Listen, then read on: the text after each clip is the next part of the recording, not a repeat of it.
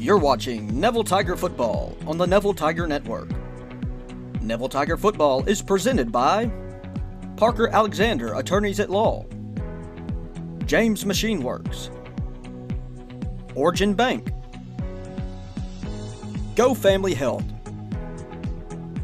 Family Solutions, Mama DeLuca's Pizza, Martinez Chiropractic, David's Mobile Detail and Wash, Sonic on North 18th Street, Sleepy Hollow, Williams Orthodontics, Cody Riles, The Levy Grill, Nuke's Eatery, Tarver Family Dental, Liz McQueen, Neela Title Company, Fleet Feet, Frank Nettles Automotive, Roadrunner Mobile Detail, and Sunny 98.3. Now let's head out to the Family Solutions broadcast booth for Neville Tiger Football with Stewart Shelby, Robert Lane, and Jason Ewing, right here on the Neville Tiger Network and Sunny 98.3.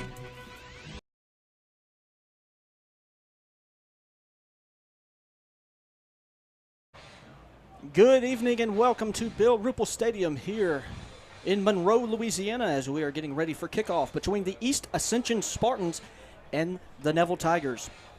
The East Ascension Spartans coming in tonight with a 6-5 record, 4-1 in district. They tied in first in District 5A in the Baton Rouge, Gonzales region.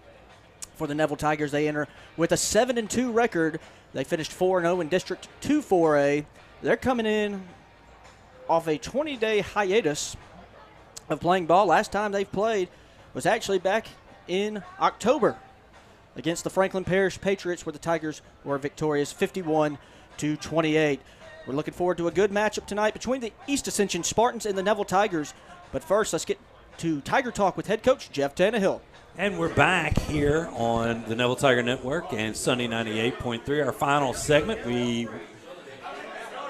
rejoined by Neville head football coach Jeff Tannehill. And coach, you know, talked to a couple of your seniors, you know. Yeah. Defensive, you know, Devin on the defensive backfield and Frank, that senior running back. It was good to see Frank, who's been a program guy. 4 years. 4 years in Done the an program excellent and have job. some Keeps success working hard for you this year. So really, had an outstanding district. he definitely did. Running the football, man. Had a great district. He definitely did. All right, well, Coach, we're back at it. Friday night, 7 o'clock, Bill Ruple Stadium. The East Ascension Spartans come to town, and this is a East Ascension squad, 6-5 on the year. We talked about it with Jace earlier. No slouches in that 6-5. No, that's a fine district they're in. Some very good football teams. Their district schedule, I think there's 6 or 7 of them still playing in the playoffs. Only 2 teams with losing records on that schedule. That's Ash is at 4-6, and that's a team they lost to, 40-28. And then Ash also won first round of the playoffs. Exactly, and Ash was a first round winner. Live Oak didn't make the playoffs there, but they're the 3-7. But as you run through here, everybody else on their schedule was in either the 5A or the 4A playoffs. De La Salle's undefeated as one of the top seeds and favorites in 4A. Yeah. And then Destrehan undefeated and one of the other favorites in the 5A bracket. Yeah. Obviously, they played a great schedule. I try to explain to everybody that, you know, they're 5-5, but they're a good football team. You know, a lot of our fans see 5-5 and they go, ooh, another first, second round game, you know. But this is 5A football. It's a different animal than 4A football. Your first couple rounds can be monsters. Yeah. And speaking of that, they are big as some monsters. They've got their front five on both sides of the ball are as big as anybody we have. So, you know, they've got a freshman right tackle that's probably 6'8", 300 pounds, somewhere in there. Yeah. And then the rest of their lines, you know, they're a lot smaller than he is. Most of them are about 6'5", 6'4", you know, 300-something pounds. So yeah, their smallest lineman taps out at 260. They got a couple of them. Yeah. And then I don't believe that's the right size there. they say their that right tackle or their left tackle, Owen, he's 6'4", 260, and he looks bigger than that. He does, and he's a fine football player. A lot of recruiting action going on with him, but he is probably their best lineman of the bunch. He's a physical, athletic left tackle, and he's a good player, along with the other four also. But he's a good one. On that one, we mentioned Coach Lee's son, Jalen, the quarterback, but if you look on tape at Walter Samuel, and you'll see this is some of the defensive highlights right here that these guys are fast to the football. But offensively, Walter Samuel, a commit to Tulane as well. But you see there's a lot of youth on their offense. Oh, yeah. There's a lot of juniors. A lot of juniors. If you start on the offensive side, you're looking at number 1. He plays running back. He plays a little slot, and he's the backup quarterback. Antoine Foster, he's got 6'1", 190, but he looks more like 220 to me. He's a big kid, athletic as all get out. Then you got number 5, Brendan Thompson's the tight end. He's 6 foot 190. Then they have a wide receiver, Jackson Chason. He's about 6'2", 180. Great hands. Big targets. And then number 9, the quarterback, Jalen Lee's a good player. He had a good night the other night against West Washita throwing the ball. And then you've got 19. It's a slot receiver. 13 is Xavier Jupiter's the other wide out. Yeah. Then 22, Walter Samuel. You already talked about him. He's a physical running back. And then left tackle, Owens. They said his name the other night. Owens, I think it's Sonat. But Sonye? No. Or Sonyat. Sonyat, maybe. Yeah. I don't know. Anyway, he's a really good football player. And then the right tackle is just a freshman, Briston Martinez, 6'6", 315. He's a big fella. Big young man. Yeah, so and I'm going to tell you the kicker, Tanner Stagna, he's a fine football player. He kicked 2 or 3 field goals. That's Diego Ontiveros right there. I'm sorry. That's the 24. kicker. I don't have my glasses on tonight. Yeah. Yeah, 88 Diego. His brother was the kicker a couple of years ago as well. And he's great. There he is right here. He is right here if you're watching there. He had 3 field goals the other night. Did a good job kicking off. Yeah, 40-plus yarder field goal the other night. So also the punter as well. Yeah. And there you go. You see number 22 right there, run football. Great open speed. And he's obviously avoiding tackles there. Yeah, he definitely does well in the open field. And defensively. There, let's talk about that defense. I know we've been watching a lot of defensive film on these guys. Well, the guys you'll hear about is number 36, the defensive tackle, and he also plays some ends. Sidney Joseph, 6 foot 275. I've heard he's an LSU commit, or they're looking closely at him. 23 is a defensive end. Joseph Hopney, I've got 6'3", 190, but the West Washita people say he's 6'3", 220. So these are just I don't know if they're correct. He's one of his high school DN. That could probably play college linebacker for you. And then 44, Anthony Coleman's a linebacker. He's 6'3", 225. He's being recruited by ULL. So they got some really good players on defense, but and it reminds me of our defense quite a bit. A lot of speed out there. They probably got a little more size than we do on the defense, but they've got a really fine athletic defense. Yeah, and you just saw there, if you're watching on the network, Coach Lee and Coach Lee was on that team 1991 team. That lost to the Tigers in the semifinals, and he mentioned that in some of his post-game interviews, and it's going to be a great contest here at home, and we can't say enough. East Ascension was looking for buses. They travel well. I mean, it was you were at that game. They have a good crowd. They have a good crowd. They travel well. The Tigers, the home side stands need to be the same. This isn't your typical second-round matchup for the Tigers, and these boys playing on the football field definitely need your support in person. Yeah, at Bill Ruple Stadium. We're making some noise. That's right. Yeah, I've heard that a lot of their fans are coming up Thursday, so it's going to be a happening at Bill Ruple, and needs your support, needs you out there, and definitely get it going there with that great atmosphere we have at home. Talk a little bit about what you guys have been working on, this week in practice, finally having an opponent to focus on, and what's kind of changed of what you've been doing over the past couple of weeks? Well, we just concentrated more on trying to stop East Ascension's offense, with those two big running backs, and quarterback throws the ball well, and then had a huge offensive line. So, that's defensively, that's what we've really worked on this week. Offensively, we got to figure out a way to block those big guys up front. And then, in the secondary, they're so athletic in the secondary, we've got to, try to figure out ways to get our guys in the open space and running the football. Jalen Nichols is back 100%. And so, we got to find a way to get him the ball, play and run the ball inside like we've been doing all year. So, those are the little things that we've got to do to win a football game Friday night. And as far as, kicking game, we've got a great kicker in Chandler Pettis, and they've got a good kicker. Yep.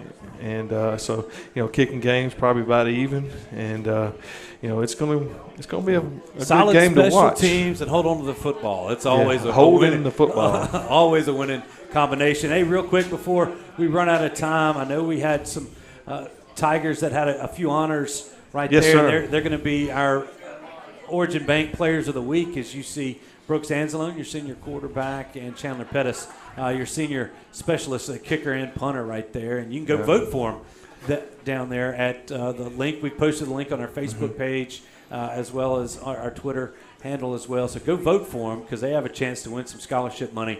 Yes, sir. I'm thankful for the Marine Corps. Yes, sir. Two fine young men right there, and it's unlimited voting, I believe. So get out there and make sure you get out and vote for those guys. Vote once, vote a couple of times. But congratulations to those two as well. All right, Coach. Well, look, once again, tickets will be available 3 to 6 tomorrow at the ticket booth. Come get them. All you see is the ticket holders. The ladies and Mr. Jim will be in there. So come out and get them if you hadn't already. I want to say a little, Mr. Hart's having surgery tomorrow on his eye, so we want to say a little prayer for him. Mr. Creighton's in the hospital. We want to say a little prayer for him and, keep those loyal Tigers, in your prayers, and maybe they can get out and watch the ball game. Well, definitely so. Hopefully we'll see them Friday night.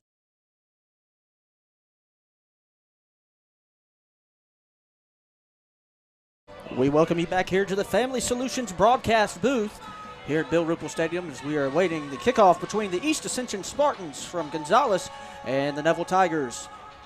We're going to take a 2-minute break. When we come back, we're going to have weather with Jared Floyd and Robert's keys to the game. When we get back, we're going to take a 2-minute break. You're watching Neville Tiger football right here on the Neville Tiger Network. Call David's Mobile Detail and Power Wash for all your detailing and power washing needs and soft washing capabilities too. They detail cars, trucks, ATVs, UTVs, boats, and even planes. They offer commercial and residential hot water power washing on nearly all surfaces including concrete, wood, and stucco. Give them a call 547-3233 or visit them online at davidsmobiledetail.com or stop by 2501 Washington Street in Monroe. David's Mobile Detail and Wash, proud supporter of Neville Tiger football. Being a strong team means accomplishing great things by working together. Being a Neville Tiger means striving for excellence in all things. Origin Bank and Neville High School share a long history of making a difference in our community. Together with the Food Bank of Northeast Louisiana, we're able to provide meals to children, families, and seniors facing hunger in Northeast Louisiana. Origin Bank and Neville Tiger football, always a winning combination. Origin Bank, member FDIC.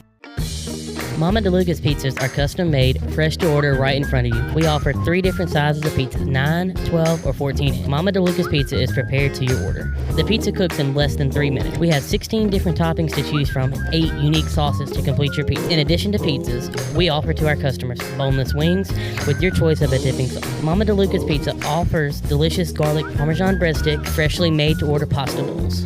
We're Mama DeLuca's Pizza in the subway on Lammy Lane, and we hope to see you soon. When Neville Nation craves delicious fast food, there's only one place that comes to mind: Sonic Drive-In on North 18th. Whether it's a breakfast toaster on your way to work or school, one of the many lunch combos, a mid-afternoon Route 44 cold drink, a pregame popcorn chicken, or a postgame Sonic Blast, the Sonic on North 18th Street has you covered.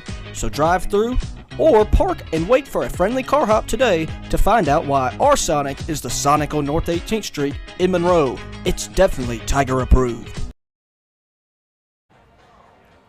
We welcome you back here to the Family Solutions broadcast booth here at Bill Ruple Stadium on the campus of Neville High School here in Monroe, Louisiana. You're at the pregame show. Here, I'm Will Anders. Tonight, we have the East Ascension Spartans taking on the Neville Tigers. But first, let's see what the weather's going to be like tonight with our good friend, Jared Floyd. Hey guys, I can attest that this East Ascension Spartans team is feisty, so the Tigers will have to be ready to come out and play tonight, but of course with 2 weeks off, they should be well rested. Low to mid-40s at kickoff tonight. It'll be a chilly night across North Louisiana. The clouds will be on the general decrease as we head through the overnight. Should see mostly clear skies before the game ends, but of course, 43 with calm winds. It'll be a cold night across the area, maybe even falling into the upper 30s as the game progresses. Guys, enjoy the game. Go Tigers. Have a great call. Thank you, Jared. As it is a chilly night here at Bill Ruple Stadium, but the fans are coming in here to Bill Ruple Stadium as we wait kickoff here from the stadium. As East Ascension Spartans, we talked about earlier, coming in with a 6-5 record. They started week one with a loss to Zachary. They actually led, or I think it was a 1-point game at halftime. They ended up losing to Zachary 35-13. They then, the next week, went to West Monroe and defeated the Rebels 16-10 in overtime. They then hosted Destrehan. They lost 42-2. They traveled down to Alexandria, where they fell to the Trojans 28-40. They hosted De La Salle from the Division II Select bracket. They lost to De La Salle 20-13. Then they came into district play. They defeated St. Amal 28-7, Walker 45-28, Denham 17-7, and Live Oak 16-0. So a good district stretch there until the last game of the season against Dutchtown for the pretty much district crown. It ended up being a three-way tie between EA, Dutchtown, and Denham Springs. So the Spartans ended up losing that game 30-27 last week. And then last week, the Spartans defeated the West Washita Chiefs 37-0 down in Gonzales. So that leads us up to tonight's matchup between East Ascension and Neville. Neville, of course, coming in with a 7-2 record with wins over Evangel, Huntington, Franklin Parish, Tioga, Grant, Peabody, and their two losses this year, of course, came to Washita Parish and Ruston. So as we bring in Stewart Shelby to the broadcast here in the pregame show from Bill Ruple Stadium. Well, great job getting us going here as we are high atop historic Bill Ruple Stadium here on the campus of Neville High School in Monroe, Louisiana. And as the teams were warming up, one thing I did notice was the size of East Ascension, and a good-looking group. Coach Darnell Lee actually played on that East Ascension team. The only time we played East Ascension was in that time in the playoffs in the semifinals in 1991, where Ingram Tansey got the interception and returned it for a touchdown there at the end of the game to seal that win for the Tigers and place them in the Superdome right there. But he was on that team. And now he comes back here coaching his alma mater, and his son is a senior quarterback, number 9, Jalen Lee, as we see East Ascension ease out of that visitors' locker room over there. And they've it's going to be a great night for football here.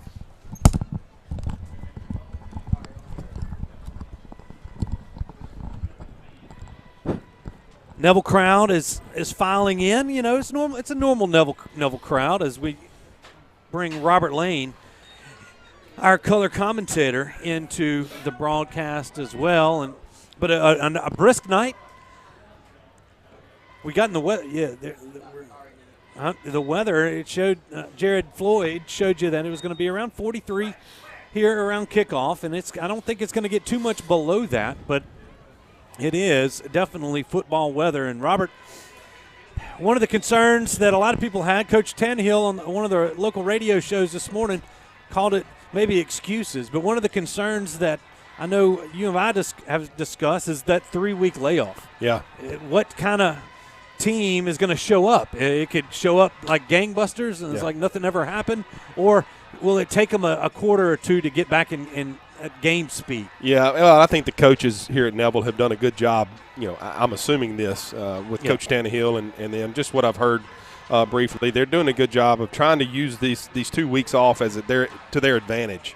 It's how you approach things. It's how you approach things mentally more than anything. And I think the guys, the coaches and the players have done a good job the last 2 weeks at practice, really treating it like game week still, and they've been practicing hard.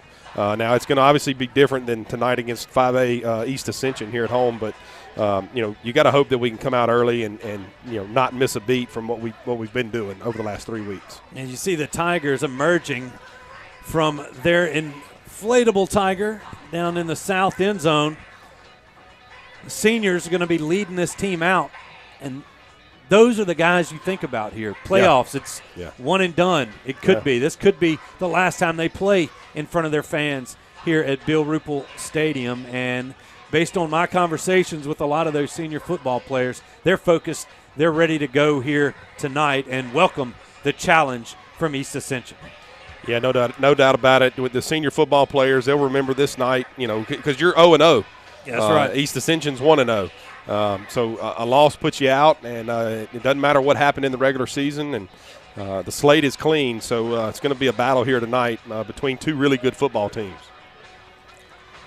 Will went over that East Ascension schedule, and it was one of the things that we were talking about.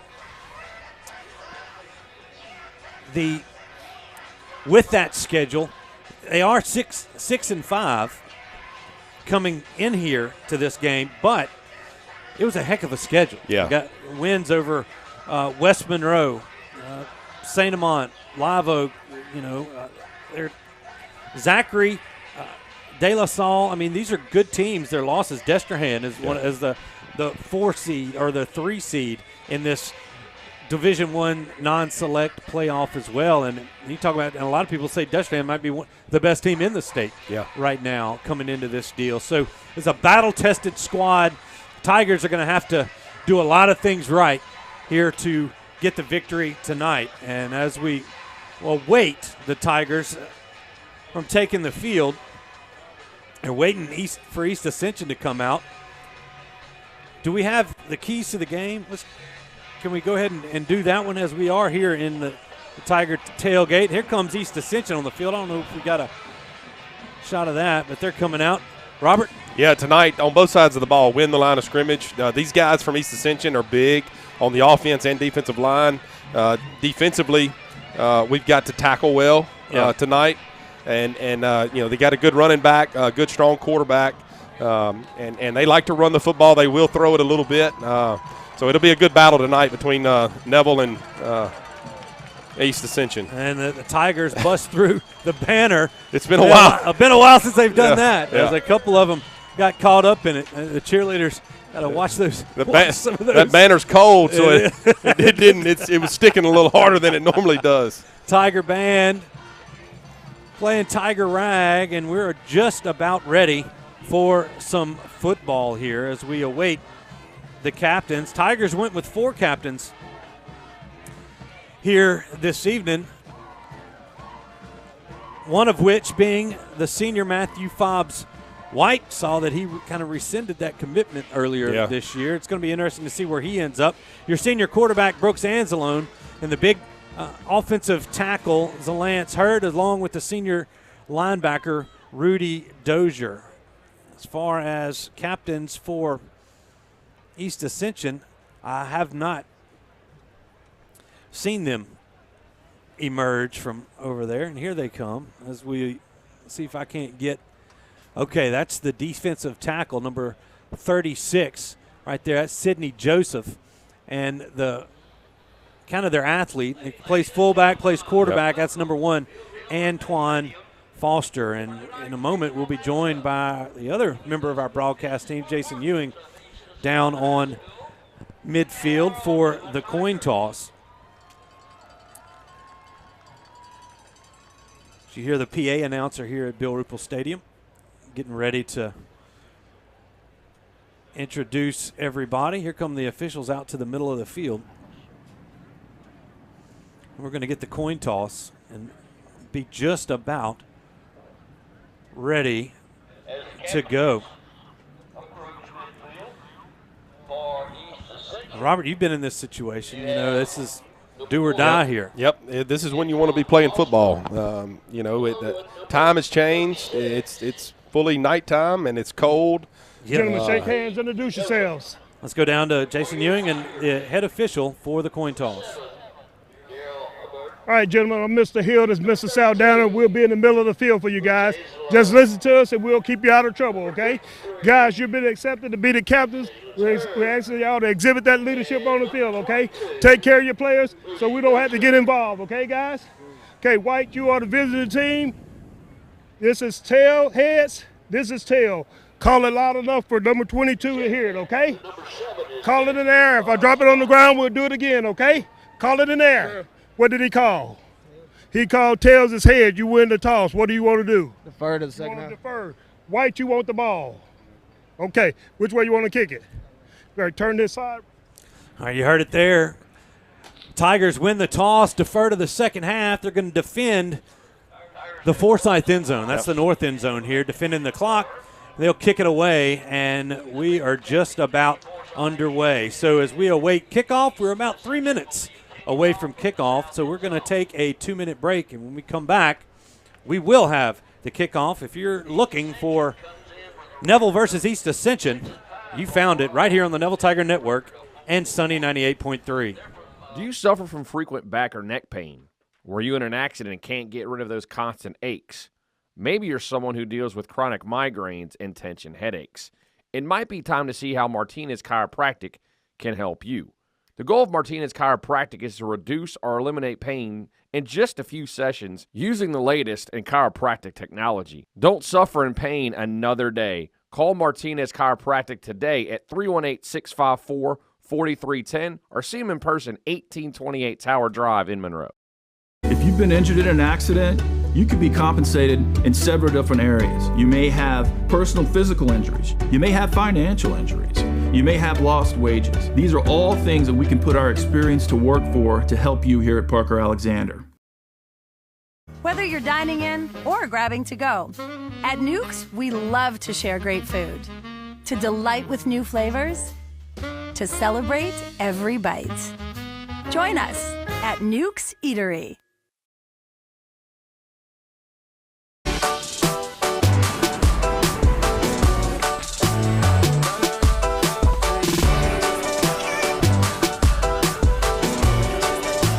This is why I run.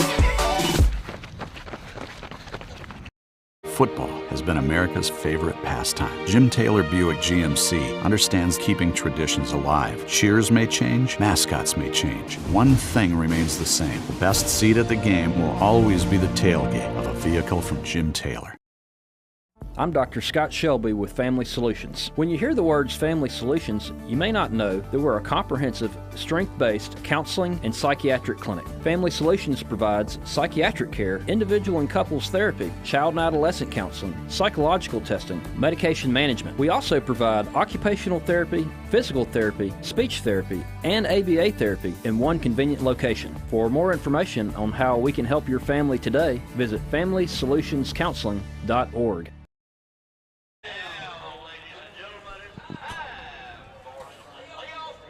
Welcome back, everybody, into the Family Solutions broadcast booth. Stewart Shelby, Robert Lane, Jason Ewing on hand to bring you tonight's second-round contest in the Division I non-select playoff bracket, as East Ascension has made the trip north to tangle with your Neville Tigers.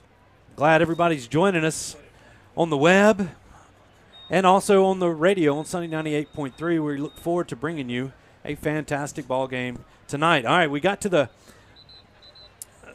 some of the keys to the game. Do we get the offensive, or we got to go to the defensive keys of the game? You got those in there? Let's see. There we go. That's right. Here's the offensive, or the defensive. It says defenses, but this is offense. This is the offense right there. We all had a lot going on, but we've got to get in a rhythm early tonight. It's been a while since we played, and as an offense, it's especially Neville's offense. You want to get in a rhythm and get going. So hopefully we can see that early on tonight, and then we've got to win the line of scrimmage. Same thing on both sides of the ball. East Ascension has a big offensive line and a big defensive line, and it's going to be a battle tonight here in the trenches. All right, Chandler Pettis here to kick things off here in the Sleepy Hollow first half. Looks like that's Brennan Thompson. And Javier Jupiter set deep to receive, and this time Pettis pops it up a little bit, and it's fair caught by Nigel Murphy, and East Ascension will take over on their own 21-yard line. And you saw that in watching that film. A lot of teams were doing that, just kicking it deep there to East Ascension and those athletes in the back end. Just pooch kick it, let them fair catch it, and get your defense out here and try to defend the field and take the ball out of these athletes' hands and try to avoid a big return. Yeah, Jalen Lee is your quarterback. He's got Antoine Foster and Walter Samuel to either side of him. He's in the shotgun. Single receivers to either side. Looks like the handoff wasn't there. And Lee's going to have to take it himself, and he falls forward for a yard gain. Yeah. And it's going to be 2nd down and 9 for East Ascension. Looked like the whole rhythm of that play wasn't there. It almost looked like a false start from up here. And then I don't know if the running back or the two running backs that were in the backfield, neither one of them thought they were getting the ball, it looked like to me, and left the quarterback standing with the ball, and he fell forward for just a short gain. Yeah, one missed the handoff coming through. Yeah. Yep, same formation. They're going to hand this off. That's Samuel. The ball popped out there at the end, and it looks like they're going to say it is East Ascension's ball still. It did Samuel, or actually it looked like number 55. Yeah, ball popped out. Chance Banks picked up that fumble, and now it's 3rd down and 7 for East Ascension. Yeah, he was kind of caught up in the scrum there, and ball popped out, and I don't know if it went directly to the East Ascension. It looked like the right guard either fell on it or it went straight to him there, and kind of towards the end of the play there. This time they put 3 wide receivers in the formation. They're going to whistle this play dead as Samuel went on out in motion to the field. That's going to be a false start against East Ascension. That's going to back them up 5 and make it 3rd down and 11. Yeah, if you're East Ascension there, you hate to see a penalty. You're 3rd and medium, 3rd and short. You get a false start and backs you up to 3rd and long. It makes it very difficult to run your offense with penalties on 3rd down. It's hard to recover from. We'll see what happens here. And they may try to take a shot here and throw the ball. Looks like number 9's in there at quarterback. Yep, that's Lee. He's same deal. He's going to have Samuel out in motion. He looks to throw deep, and it's overthrown. Looks like Burns had a shot at it, but the ball was overthrown, and East Ascension is going to go 3 and out on their first offensive drive. Yeah, great job by the Neville defense there. Fortunate to have an offsides penalty on East Ascension to back them up. East Ascension tried to throw just a skinny post in there, and quarterback had a little pressure, had to step up and overthrew the post there to create a punt here on 4th down. Yeah, Diego Ontiveros handles the kicking duties for East Ascension. The snap's back, kick's almost blocked. He gets this away, and it's going to be fair caught by Breland Robinson on the East Ascension 46-yard line. And I just appreciate Subway Steve from Mama DeLuca's Pizzas, one of our sponsors, bringing us some cookies and pizza in here as he does every Friday. We definitely appreciate it. And as we got a chance, let's get to the offensive starters for the Tigers. Brooks Anzalone, number 13, senior quarterback. Jacob Robinson, number 11, senior running back. Jaden Gibson, number 89, senior wide receiver. Bradley Hanlons, number 19, junior wide receiver. Caleb Vaughn, 25, sophomore receiver. Mason Shelby, number 82, senior tight end. Thomas Campbell, 98, sophomore tight end. Jay Owens, number 68, senior offensive lineman. Braden Blade, number 77, sophomore, right guard. Taylor Quinn, number 64, junior, center. On Will Height, number 52, senior, offensive guard. Lance Hurd, number 53, senior, offensive tackle. As you just saw, Lance Hurd introduce himself, and he introduced himself to a couple of Spartans on that play.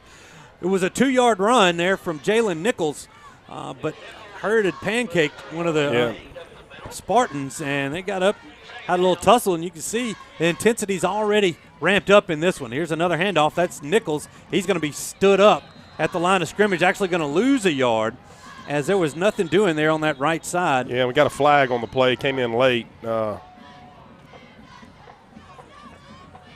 I don't know. Hurd doesn't like it. Yeah, 23 and Hurd tied up on the first play. And that's Joseph Hobdy. Yeah, there's a little back and forth going on between the two. We'll see what the officials say here.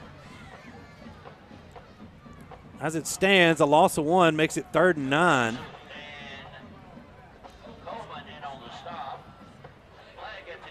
We just got to watch that because you don't want to have an unsportsmanlike early on either one of them, this early in the game.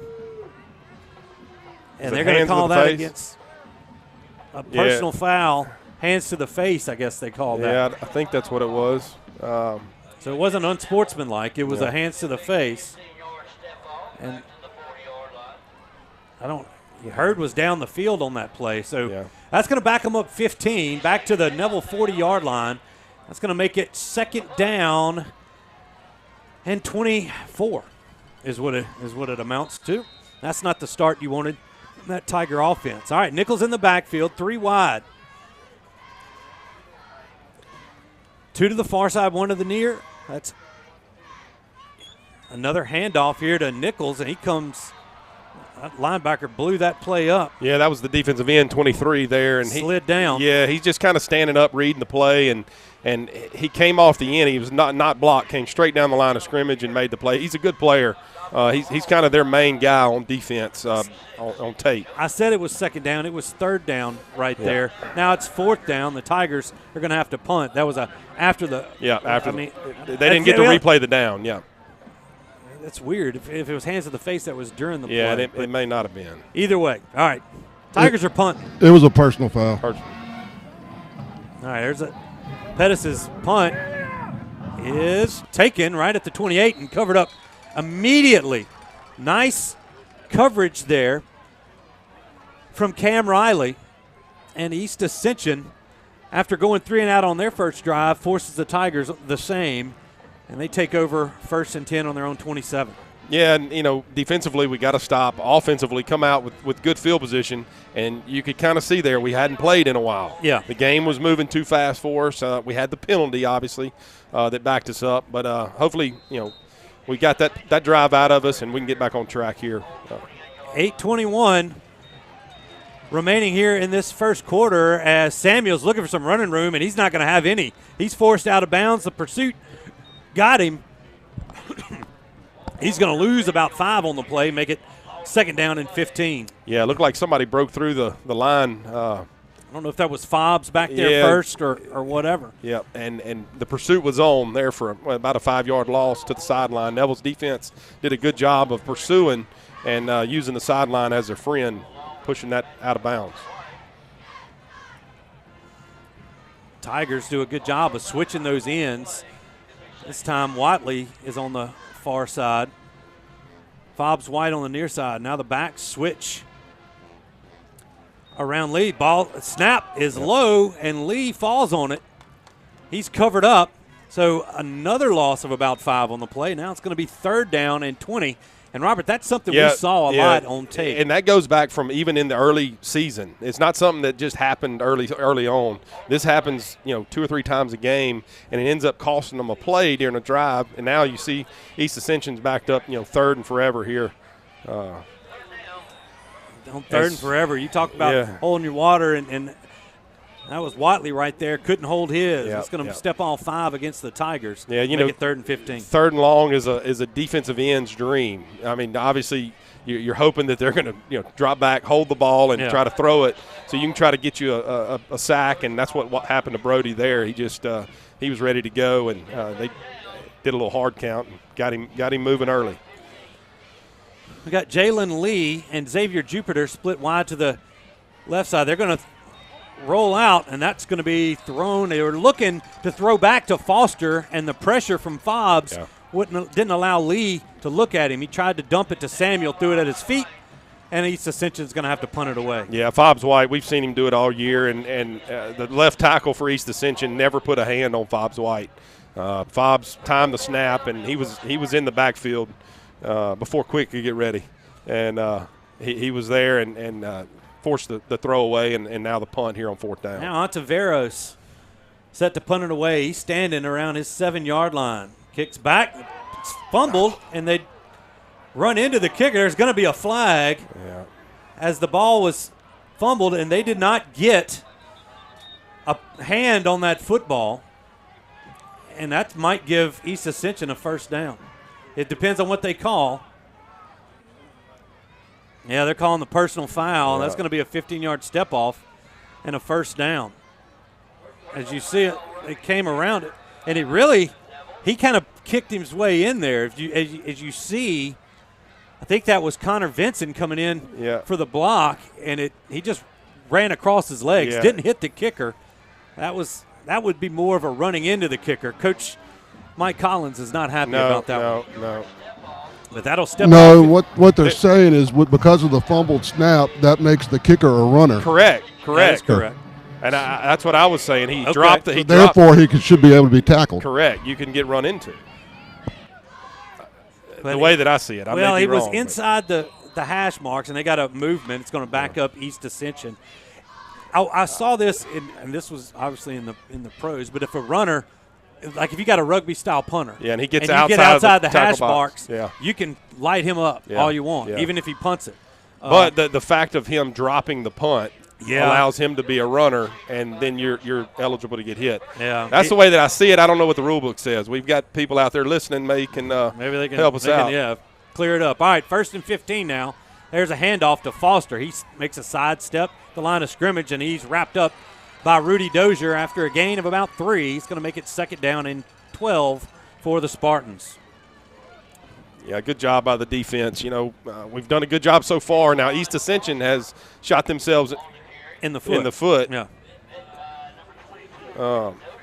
You see, East Ascension's got a couple of big guys. That Owen Sanyat's that left tackle, 6'4", 250.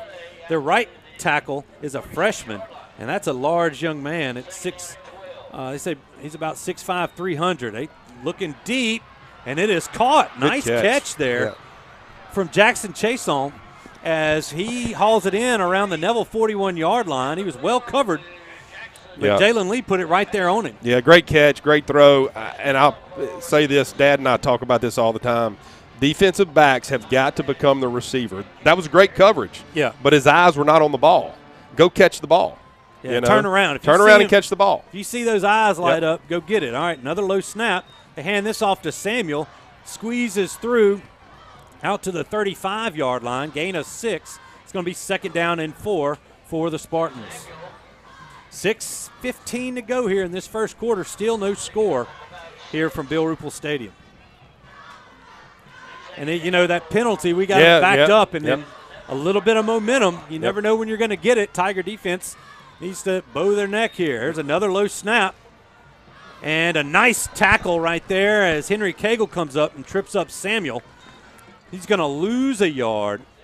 And it's going to be 3rd down and 5 now for East Ascension. Samuel's very shifty back there. I mean, he looks for his hole, and if it's not there, he's sideways and trying to find one. Yeah. Walter Samuel, senior running back, committed to Tulane at the moment. Yeah, he's a good athlete. He shows up on tape. He's a speed guy, and he gets out on the edge, and he becomes athletic. Now officials blowing their whistles here. And I don't know who took a timeout. I don't think a timeout was taken. He was telling him to put some type of equipment malfunction. Yeah. All right, so that wasn't a timeout. The official blew the clock dead. Now the clock needs to start. I guess he's going to have to restart the clock here, and there he does. All right. So now, 3rd down and a short 5. Here comes Lee. Now there's a new running back in there. That's Taj Washington to the right of Lee. Lee looking to throw. Going to throw it deep. There's not going to be anybody there. Miscommunication as he was, I guess the closest man to it was Jupiter going down that far sideline. Yeah, it looked like they tried to maybe run double post, and he kind of threw it to nowhere on 3rd and 5. You know, you would expect to try to, get the first down, which they are going for it. So they were going to try to take a shot there on 3rd and 5, and knowing that they're going to go for it here, kind of in between, field goal range and punt range. They're going to go for it on fourth down here. Washington gives way to Samuel. And watching him on film, he wasn't very happy. They say that Fobbs jumped off sides. He's saying he held up, but flags dropped, and that's going to give East Ascension a first down. Yeah, the penalties is what have hurt us so far. We're keeping them in it. Neville's defense is playing well. Yeah. Had the special teams penalty on roughing the kicker, and then we've jumped off sides a couple of times. Keeping this drive alive for East Ascension. Fresh set of downs. 1st and 10 from the Neville 31-yard line. Still no score here. 5:05 to go in the first quarter. Lee calls for the snap. Snap around him. He's going to have to chase it down, and it's going to be downed at the 49-yard line. Yeah. I mean, that one was snapped. Lee wasn't even looking for it. No, he was trying to send the receiver in motion, and he was signaling with his hand. And, I guess the center saw that or heard something and snapped it, and the quarterback wasn't even listening. I mean, wasn't even watching, and that's a huge play there for Neville, and an unfortunate play for East Ascension. That's 2 snaps now that have hurt them on this drive. 2nd down and 28 now faces the Spartans. And we saw with the catch to Chason that they have that ability. They hand this one off to Foster, and he's free. He's got around the 30. They were getting one of the defensive backs looked like he might have been getting held around the 25, but Foster is down the sideline and out of bounds at the Tiger 14-yard line. Yeah, our defensive ends really rushed upfield, and they handed it and popped it out. Yep. Good block there by the East Ascension. Looked like the guard there. And, big play there for East Ascension. Touchdown saving tackle there. I believe that was I couldn't tell. That might have been Riley or Graves. I think it might have been Graves. So now East Ascension, 1st and 10 from the 14-yard line. They hand this football off. I believe that's Samuel. He's going to fall forward for a couple. About one. 2nd down and 9 for the Spartans. The Tiger defense kind of keeping itself on the field a little bit here early in this one. You look at the defense. They got their hands on their hips. They've been out there for a lot of plays. Of course, the offense has too, but you got to find a way to get a stop here. Lee looking to throw in the corner, and a flag comes in. Surely not. As Riley turned to go back for the football. They're going to call pass interference. It's got to be offensive. He shoved Riley when Riley was trying to make a play on the ball. No, pass was incomplete. No, Riley had a hand out there, and then they're saying it's not catchable. There you go. Looks like he's. So they're saying waving it off. Yeah. Okay, good, because that was not pass interference on either one. No. You got to let them play. It's. Riley was turning around to come back for that one. Yeah. The receiver had stopped his route before contact was made. Yeah. Anyway, 3rd down now and 9 for the Spartans. Ball at the 13-yard line of Neville. Spartans going into the Neville student section. Low snap again. They hand it off to Foster, and he's wrapped up in the backfield. He's going to lose a yard, maybe 2. And it's going to be 4th down and 11, and out comes Diego Ontiveros to try the field goal. And this is a good kicker. Yes, I've watched him, and he doesn't miss much. He's a dang good kicker. And hit one from 40 last week against West Ouachita. And actually, his brother was a kicker at East Ascension. And the ball's placed right at the 23-yard line. This will be a 33-yard attempt. Yeah, he's 41 for 41 on extra points. Snaps back. The kick is up, and It's good. So the Spartans strike first. Uh-oh, we got There's a flag. a flag on the play. But there's a flag sitting at the 22-yard line. Looks like it's going to be on Neville. So hold the phone as it's – we'll see what they say. And, you know, this has been a kind of an ugly first drive here. Yeah. Or second drive. I mean, first quarter, rather. We'll see what they call. They're still discussing it. I don't know. On a field goal, what? Well, they may be saying that there was somebody lined up on the center or that they pushed the defensive lineman. You can't help a defensive lineman try to, make the block. But, I mean, this is kind of frustrating, I know, for the coaching staff and everybody. And they shouldn't have to talk about this long. Exactly. The ball flags right there at the 17-yard line. The kick was good. I mean, Ontiveros put it through. I guess they might be determining whether it was after the kick or Coach Tannehill's out there trying to plead his case here. Let's see with the white hat. Personal foul. Decline. It's decline. They're gonna keep the points. That doesn't make sense. No, I would take the yardage. Yeah. I mean, you don't want to take points off the board, maybe, but a personal foul would be half the distance, and it wouldn't give them a first down. They still have to kick it. Okay. All right. So after that, we'll just keep it here because I mean, I still don't know what the personal foul was. Maybe Jason can help us out down there. What they actually were saying happened. Maybe not. He may be trying to find out. He is trying to find out. He's talking with the official right now. All right.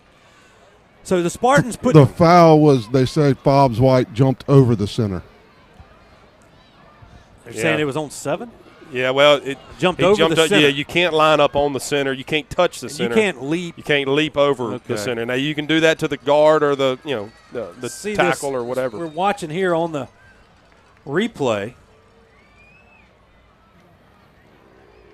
No, he didn't. It wasn't. Yeah, well, he came into the gap and hit the center. That's what it was. They're trying to All protect right, here's the the kick from Ontiveros. It's taken in by Nichols. He's got running room over the left side. He's up the left sideline. Here comes a flag from the back, like about the 45-yard line. It drops at the 33, and did they have 2 weeks off too? I don't understand it. Let's see. It's a hold against the Tigers. Woo. And I didn't see that. So we watch here on the Parker Alexander replay. I still hadn't seen a hold. No.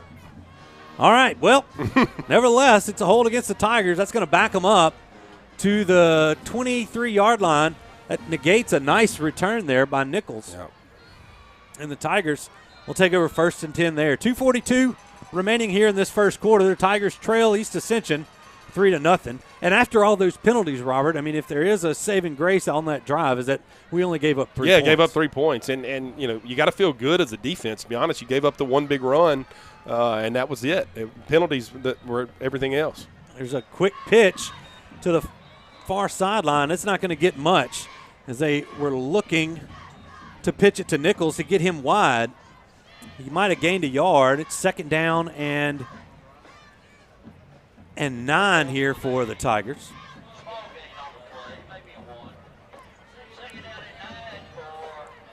Now the Tigers split 4 wide. Nichols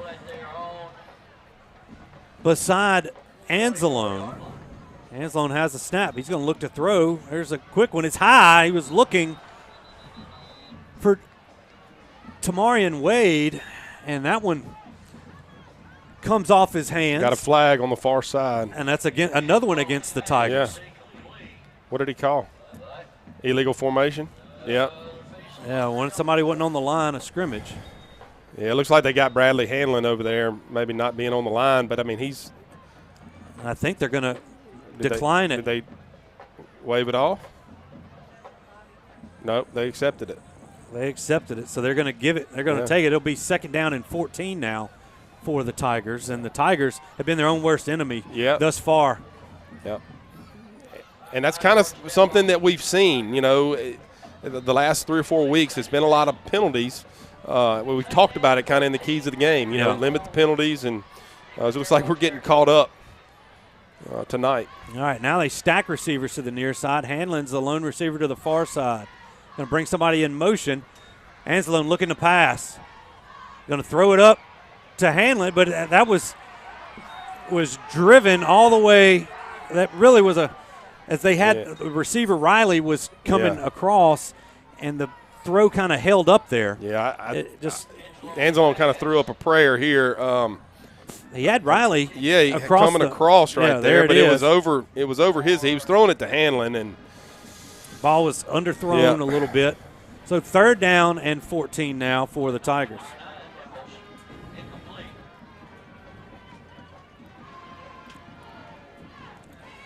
All right.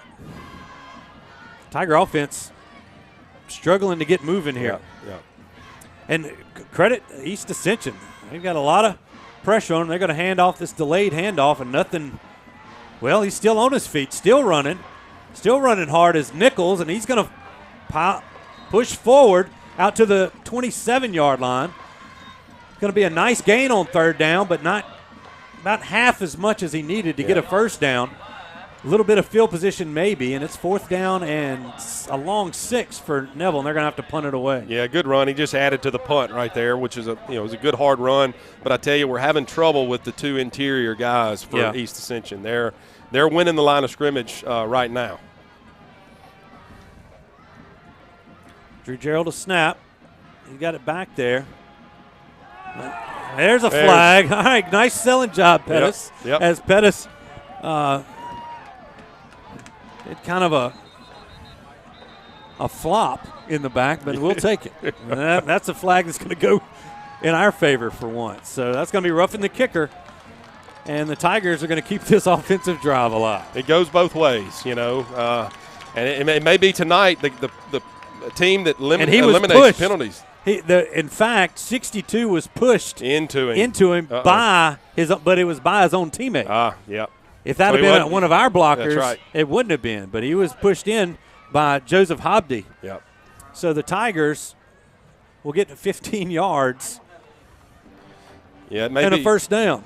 Like I said, that might be the spark the Tiger offense needs. That's right. And who can eliminate the penalties? You know, we've seen it on both sides. Now Neville, I think, has had more than East Ascension has. A lot more. But that one right there was a huge one that went Neville's way there to give the ball back to this offense. And like you said, hopefully we can get in a rhythm, get things going. You know, I'd like to see Brooks maybe take a couple of easy throws here. Just throw a hitch, throw a slant. Something like that, and get some positive yards on 1st down. Ball's on the 42-yard line of Neville. 1:08 to go here in the 1st quarter. Tigers trail 3-0. Low snap. It's still on the ground. Brooks is going to have to get on it, and I think he does. He's going to lose a couple. Back to the 40 and make this 2nd down and 12. Yeah, and that's just, a bobbled snap there. That kind of comes from not having the game reps, in the past two weeks. And, you drop the ball and you lose yardage on 1st down, it can really make it tough on the offense. So we'll see what happens here. We need to have a good play on 2nd down right here. All right, 2nd down and 12. Anzalone with 3 receivers to the far side, 1 to the near. They're going to throw that quick one, and it's low as Riley has to go down to catch it, and he's going to lose half a yard. Yeah. Tried the little slip screen and just really not sharp. Yeah, we had a play right there too. If we stick it in his numbers there, and he's able to stay up, it was blocked. He's coming back this way. Yeah, and East Ascension does a good job of pursuing. If he comes out from the defensive line, he may come up the sideline and take it to the house. All right, here we go. 3rd down and 13 now, as I think that's going to be the last play of the 1st quarter, and it is. All right, we're going to take a 1-minute break. Your score from Bill Ruple, East Ascension 3, Neville 0. We'll be back after these messages. Winning is synonymous with Neville High School and Williams Orthodontics. Where the Neville Nation strives to finish strong on the field, court, or diamond, Dr. Kevin Williams and his staff share the same passion to deliver outstanding smiles to all patients in North Louisiana and South Arkansas. If you or anyone in your family are needing an orthodontic consultation, call the friendly staff at Williams Orthodontics to schedule an appointment so you too can be on the road to a winning smile. Williams Orthodontics says, "Go Tigers." Sleepy Hollow Furniture and the Falk family proudly support our Neville Tigers. Just like the wide variety of athletics and academics Neville excels in, Sleepy Hollow offers your premium mattresses and adjustable bases, every kind of home furniture, and just in time for your favorite season, quality in-stock patio furniture ready for the big game. Come shop your Neville Tiger family at Sleepy Hollow Furniture.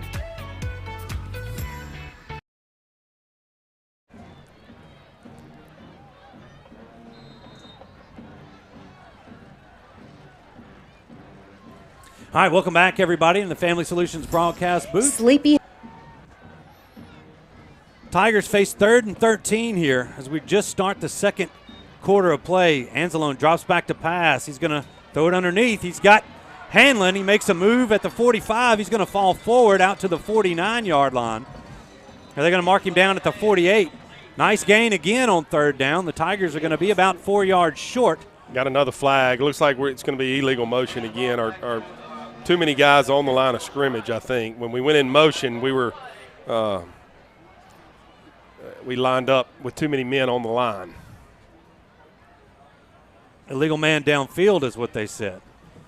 Illegal man downfield. Hanlon was past the line of scrimmage when he caught it. Or if he was the last lineman, yeah. They were running. It was supposed to be a screen, and he must have drifted just past the line of scrimmage there. And so they're going to back him up 5 and make it 3rd down and 18 here. So the Tigers have another shot at least with the 3rd down play.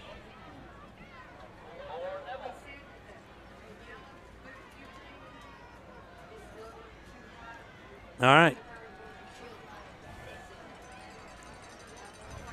Here is Anzalone. 3 receivers to the near side. He drops back to pass. They're setting up the screen. They've got it. That's Nichols, and he's trying to get up the field, and he's going to fight for some yardage, but he's only going to be able to get out to about the 43-yard line. And that'll make it 4th and 9 for the Tigers. And once again, the Tigers having to punt this football away. Yep, good play, though. Nice job, I think, by the East Ascension defense. Yep, they did a good job in the secondary coming up and making the play. And but a good job by Neville. Anzalone did a good job of selling it. Making a good throw. And it's just tough when you're 3rd and forever to try to get a first down. Exactly. You need 3rd and shorts, not 3rd and 18. Yep. There's the snap back. Punt from Pettis is away. It's a high one. It's going to take an East Ascension bounce, and the Tigers need to cover it up, and they will at the 38-yard line of East Ascension. Yeah, you'd like to see a little better punt right there. Try to flip the field as much as you can, and you got to make East Ascension earn every yard they get. That's right. So, all right, 1st and 10, East Ascension. 10:31 to go here in the first half. This first half sponsored by our friends at Sleepy Hollow. Sleepy Hollow Furniture there at the corner of 9th and Louisville in Monroe. There's the snap back to Lee. He's looking for the screen. He's got it. That's Samuel. He's got some room on the far side, and he's going to be pushed out of bounds at around the Neville 45-yard line. There's a flag, though, sitting at the 39-yard line, and Robert thinks it's a hold. Yeah, it's going to be a hold out there, and it was. The receiver, he was doing a good job blocking, but he's out on space. Didn't release him? Yeah, he didn't release him. He kind of had him around the shoulder pad there, and definitely was a hold. Just now it's getting to East Ascension's catching up with Neville. I know. On the sloppiness here in this first half. Yeah, a lot of penalties. It's been an ugly 13 minutes of football. Yeah, definitely has. That'll back it up. Should back it up to about the 29-yard line. It will. First down and 20 now for East Ascension. Now's when we need a fumble and a scoop and score here. A bad snap, let the defense score, and you try to change that momentum. Exactly. Lee hands it off. That is Samuel. He's got it for about 6 yards on the carry. Second down and 14 coming up. Going to spot that ball right at the 35-yard line.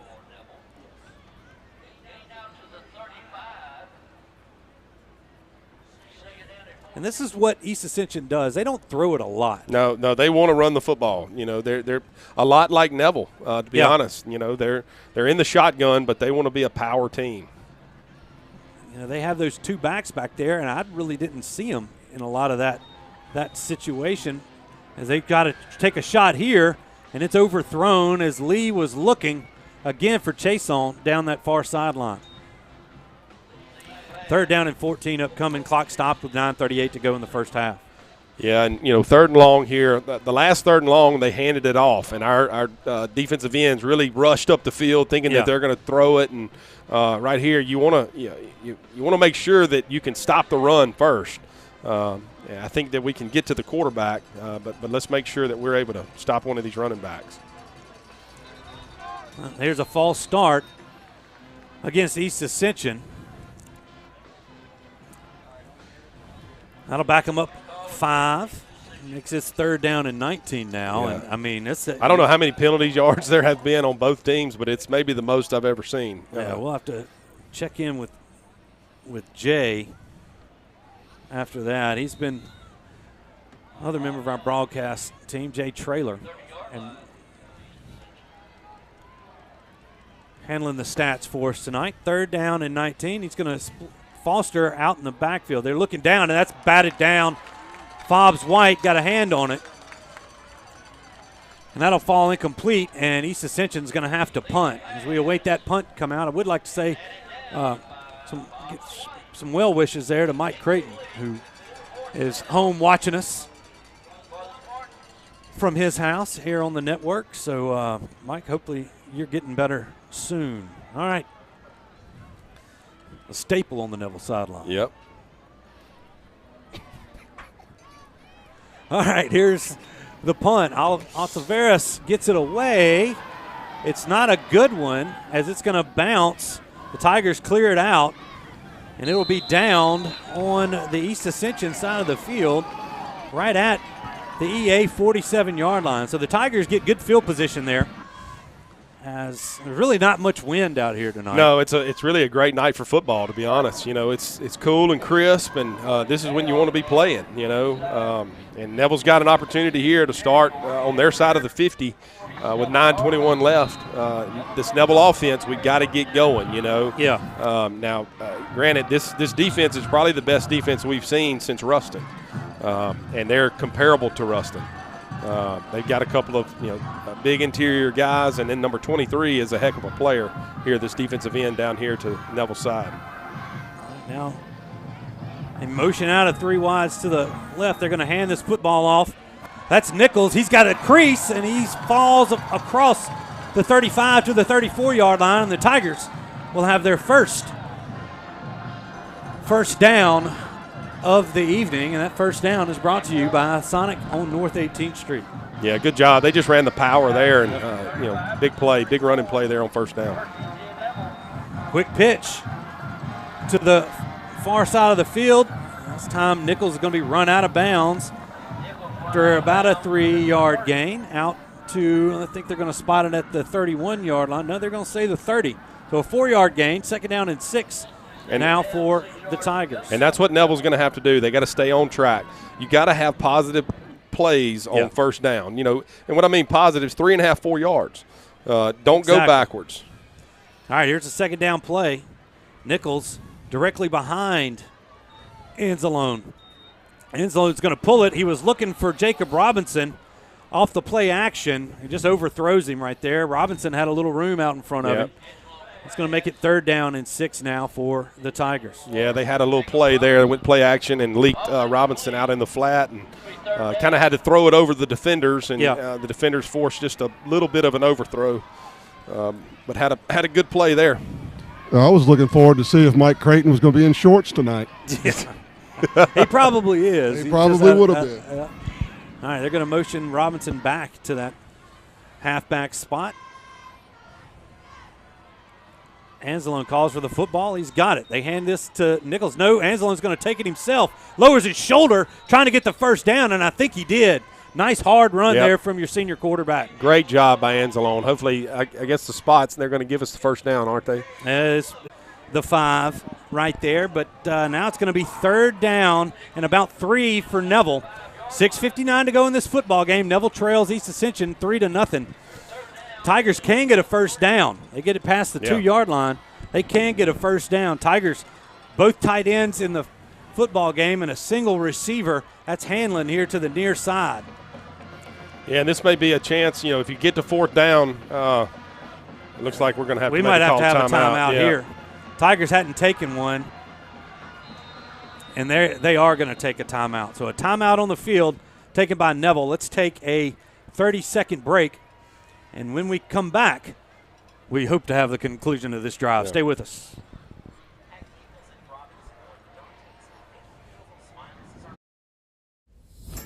Sleepy Hollow Furniture and the Falk family proudly support our Neville Tigers.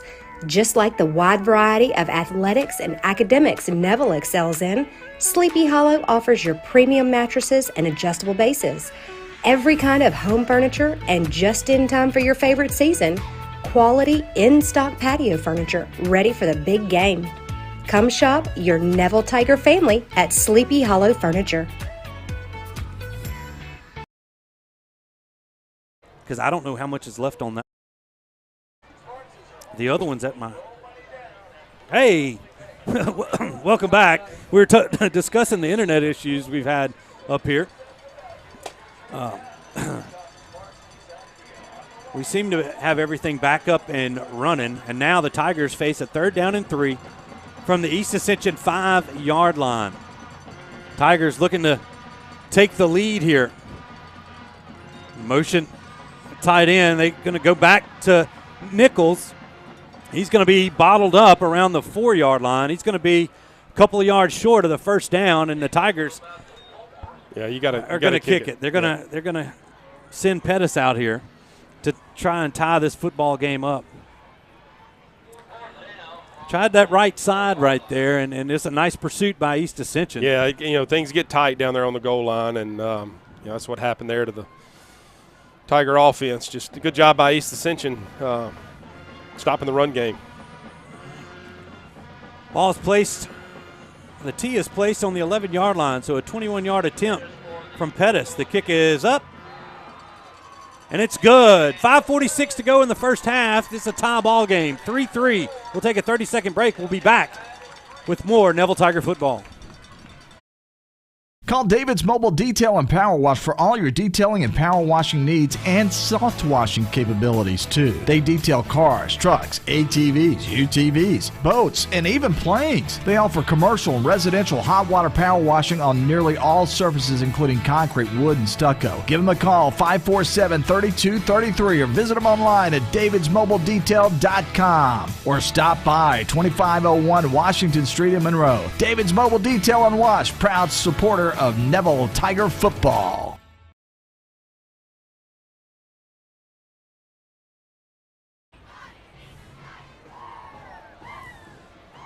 Welcome back, everybody, to the Family Solutions broadcast booth as the Sleepy Hollow first half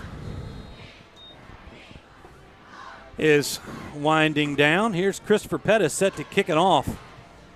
It's a low one. It's going to bounce around the 15. It's going to have to be taken in, and it is by number 13, and he's going to be knocked out of bounds at around the 37-yard lines where they spot it. So what looked like might have gone out of bounds. That kickoff ended up getting it back out to right around that 37-yard line. But the Tigers, after that 21-yard field goal from Chandler Pettis, have tied this football game up.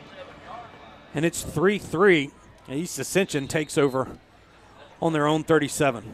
Yeah, it's been a battle of penalties and defense. Yes. I mean, it's been a very sloppy first half. If you're just joining us, you're on either on Sunday 98.3 or on the Neville Tiger Network. Lee looking to throw. He's got Foster. Nice move. He's still being pursued. And he actually, nice job by Antoine Foster of getting out of some trouble behind the line of scrimmage and making some positive yardage. Yeah, and Foster has, he's played quarterback, and now you see him tonight in the backfield with number 22. And he's probably when he was playing quarterback, he was their most effective runner. He's listed as an athlete on their roster, and he gets 5 yards on that play. Make it 2nd down and 5 for East Ascension. Lee, he's going to send Foster to the near side. Nice little hitch route is complete, and a couple of missed tackles. And we have Spartan running free, and he's going to be brought down at the 9-yard line. We had that's chase on again, and Tigers had him bottled up there on the far sideline, and they went to, if you'll see here on this Parker Alexander replay, missed tackle right there, and then a couple of defensive backs just ran into each other. Yeah, they just threw the hitch out there, and he made 2 guys miss and took it up the sideline. Good job there by the receiver.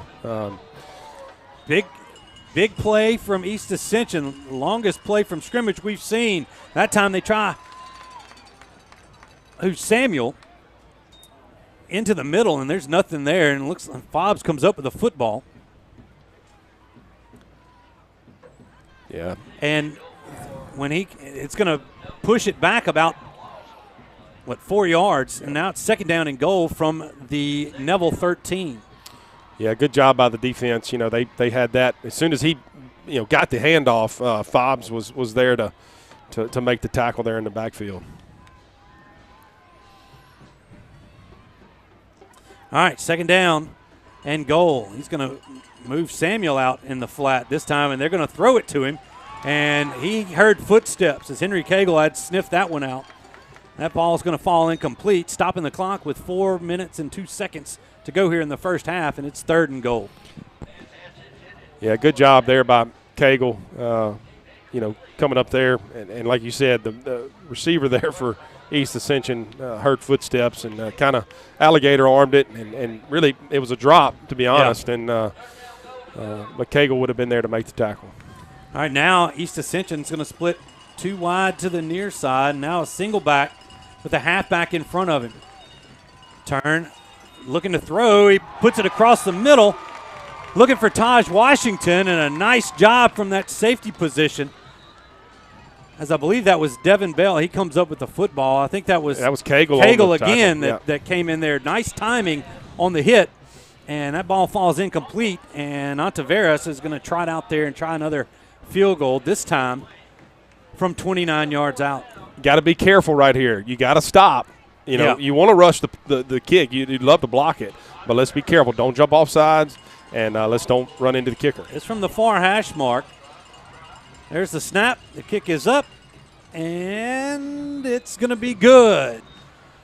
So with 3:54 to go here in this first half, Sleepy Hollow first half, East Ascension's regained the lead with a 29-yard field goal from Diego Ontiveros. And Robert, all in all, you got to be happy with the defense right there. Yeah, and I mean, a couple of big plays. We had the long run on the 3rd and forever that got them down here into field goal range early. And then, they threw a hitch out here, and it was nothing that really East Ascension did. We missed 2 tackles on the play. So that led to a big play and points. And the good thing is we've kept it at field goal. So it's 6-3. This Neville offense is going to have a chance here before half with 3:54 left to go down and match these points. Hopefully we can get a score out of it and make it 10-6 going into halftime. That would be key. We've got Riley and Wade back deep for the Tigers. This one's going to be taken in by Riley around the 7-yard line. He's going to cut back, change field at the 20, cut back again, and he's going to be wrestled down at around the 25-yard line. And that's where the Tigers will take over 1st down and 10. It's just Riley tried to do a little bit too much. And I say Riley, that's Caleb Vaughn. It used to be Demaine Riley's number. Yeah. That's why I was looking at 20. That's Caleb Vaughn on that return for the Tigers. Yeah, East Ascension did a good job of not losing contained by their outside guys, and Vaughn tried to, instead of sticking it up in the middle, with his blockers, he tried to bounce it outside, and East Ascension was there to, to make the tackle there.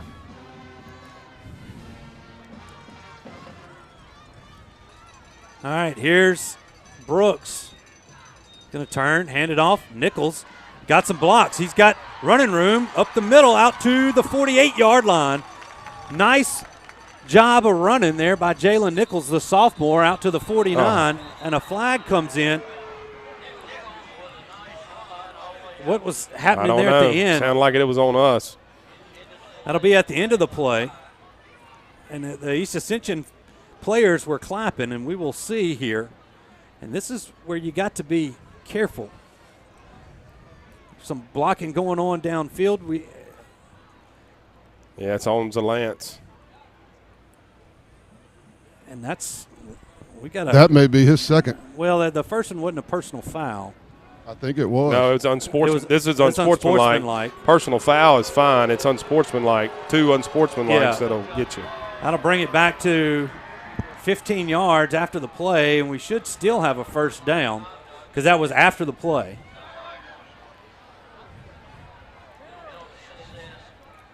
And It'll be first down. Tannehill's giving the guy an earful here.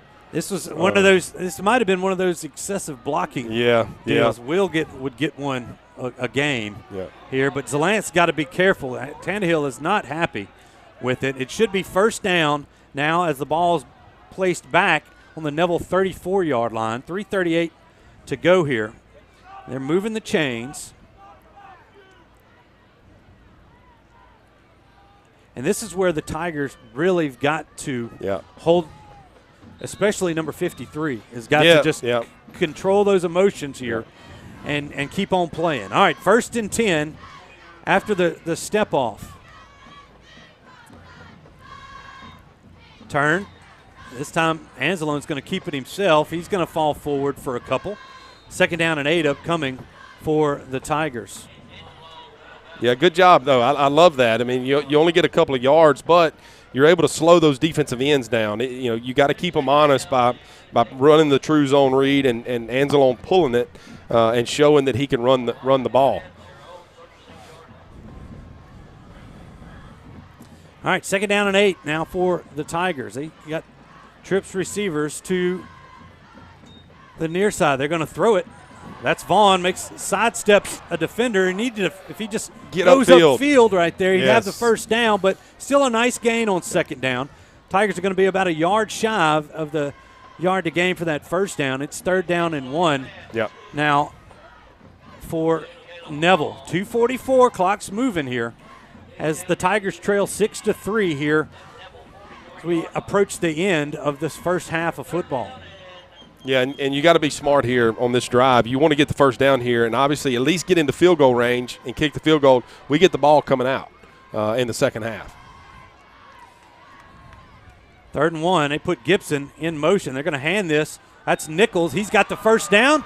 Dodges the referee, and he's going to be across the 40 out to the 39-yard line of East Ascension. That'll stop the clock momentarily as they move the chains, and that's another first down brought to you by Sonic on North 18th Street. Yeah, as the Tigers are going hurry up here, they get back on the line of scrimmage quick. Tigers do have 2 timeouts remaining. We did use one earlier on that earlier drive. Hand again to Nichols. He's got running room up the middle. Makes a cut to 25, still on his feet, and he's going to be down at the 15-yard line.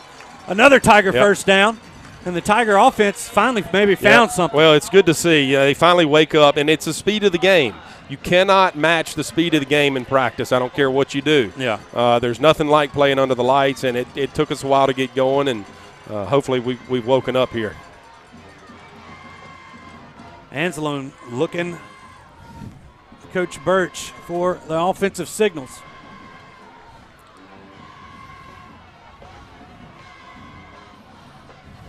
Once again, brings Gibson across the middle. He fakes that front pitch, and Anzalone's going to fall forward himself. Takes it for a 6-yard gain out to the 9-yard line. 2nd down and 4 coming for the Tigers. 1:20 and running, and now it looks like East Ascension's taking a timeout, and they will. All right, timeout on the field. We'll take one, too, a 30-second one. We'll be back with more Tiger football here on the network. Whether you're dining in or grabbing to go, at Nukes, we love to share great food. To delight with new flavors, to celebrate every bite.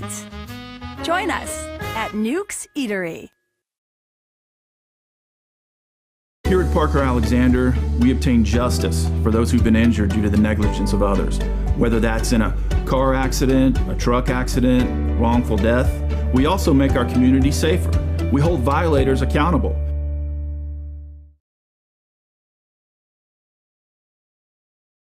Everybody, welcome back. As East Ascension had to call a timeout, kind of slow that momentum down, or try to at least, as the Tiger offense has maybe found its stride. At least they have here late in the first half.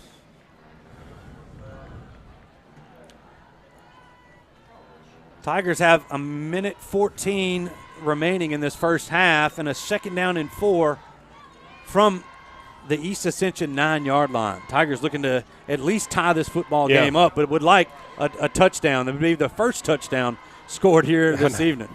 Yeah, you'd like to score with, minimal time on the clock, obviously, and go into halftime with the lead.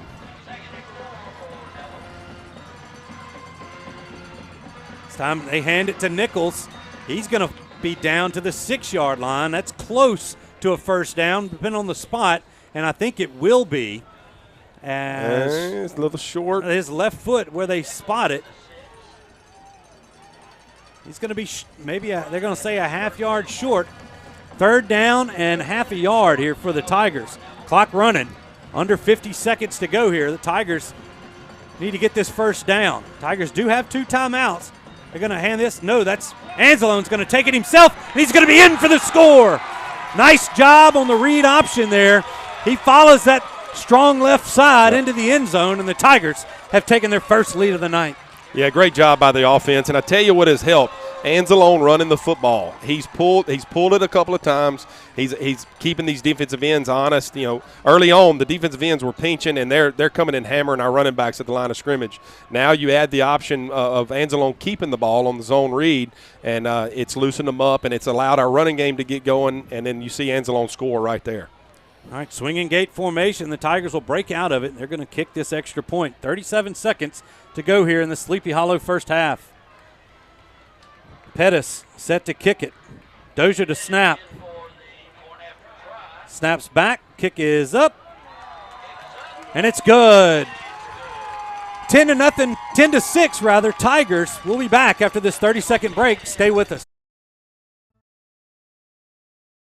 Being a strong team means accomplishing great things by working together. Being a Neville Tiger means striving for excellence in all things. Origin Bank and Neville High School share a long history of making a difference in our community. Together with the Food Bank of Northeast Louisiana, we're able to provide meals to children, families, and seniors facing hunger in Northeast Louisiana. Origin Bank and Neville Tiger football, always a winning combination. Origin Bank, member FDIC.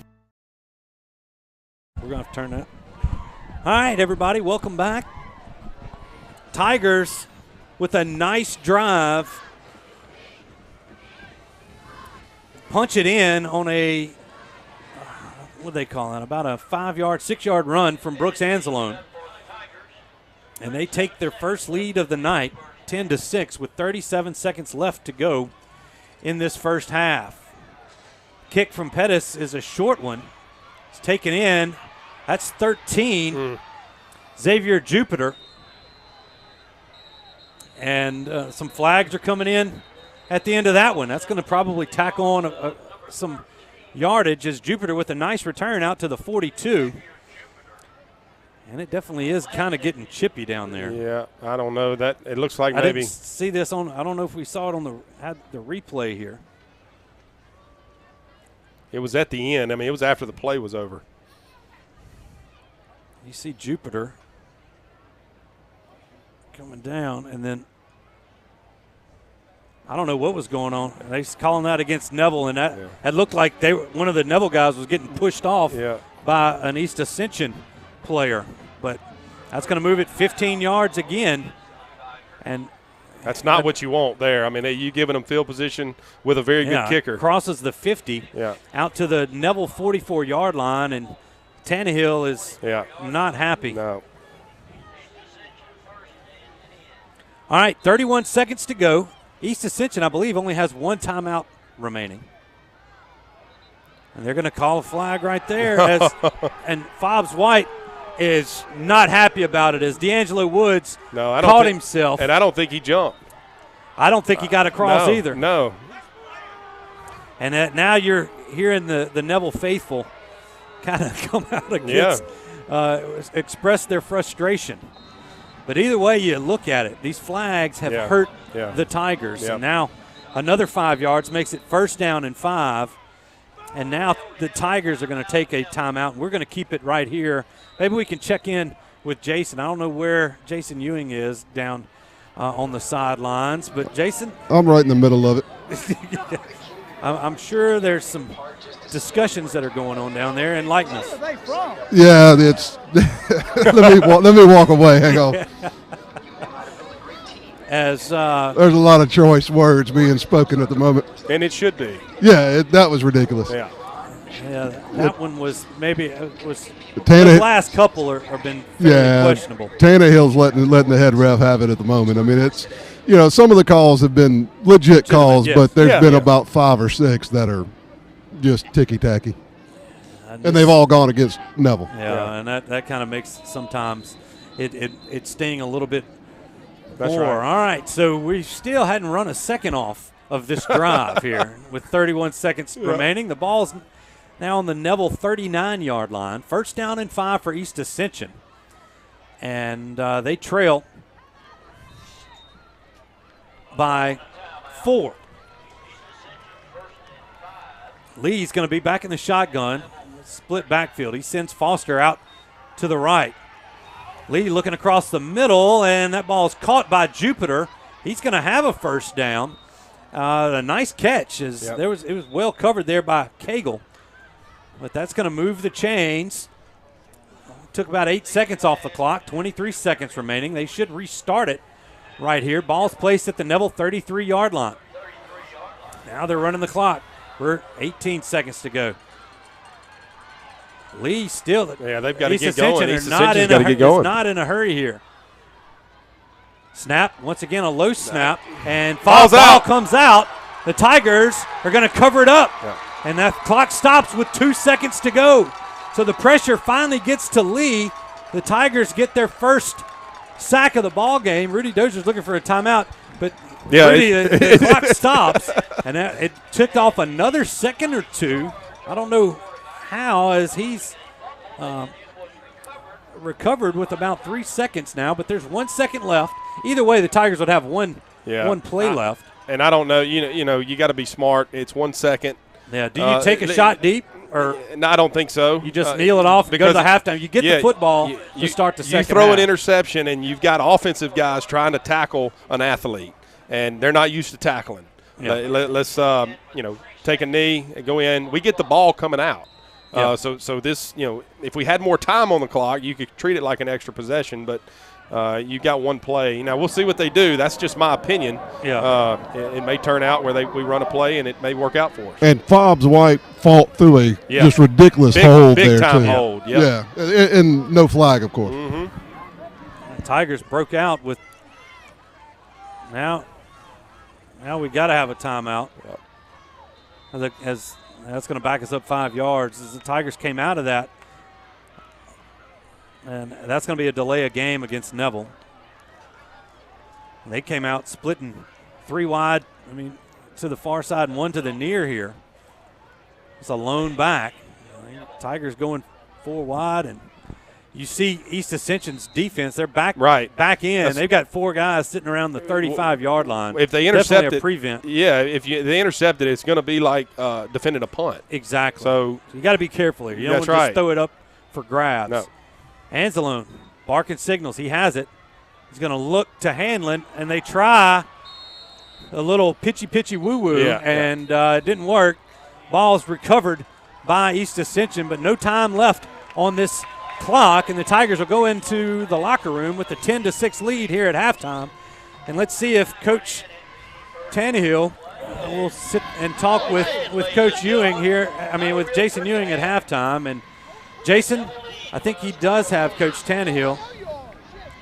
And let's go down here. Jason, take it away. Coach, sloppy first half. You could tell that, the couple of weeks off kind of bit us a couple times, couple bad calls, but we're in a dogfight. Oh, yeah, we knew we were going to have a tough competitor tonight. They're very, very good on defense, and they've got a few plays going on offense. So we're going to try to regroup here at halftime, see if we can't get a little more on offense going. All right, thanks, Coach. All right, thanks, Jason. Thanks, Coach Tannehill. Folks, been an interesting first half. Tigers lead East Ascension 10-6 here. We'll go over some stats here as we get into the Go Family Health halftime report. But for those of y'all listening on Sunday 98.3, we're about to cut away to the scoreboard group right there, David Robinson and his crew, for scores from around the state. We'll also be compiling a lot of that stuff for you. But for those viewers here on the Neville Tiger Network, we will have the halftime performance by the Tiger Band, the Bengal Bells, all that stuff, plus stats, scores from around the area, and more. So stay tuned for that. So if you're on the radio, go ahead and break away on Sunny 98.3. All right, welcome back into the Go Family Health halftime show. For your viewing pleasure, here is the Neville High School marching band. Enjoy.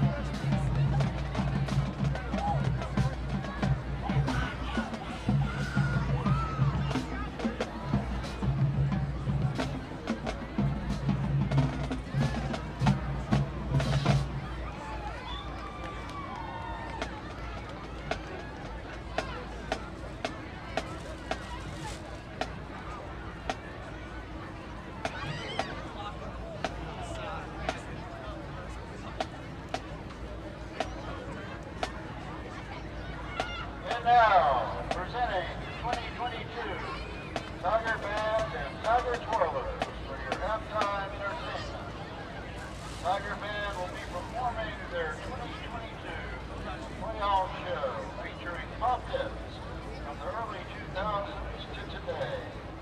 Drum major, Greg Winter. You may take the field.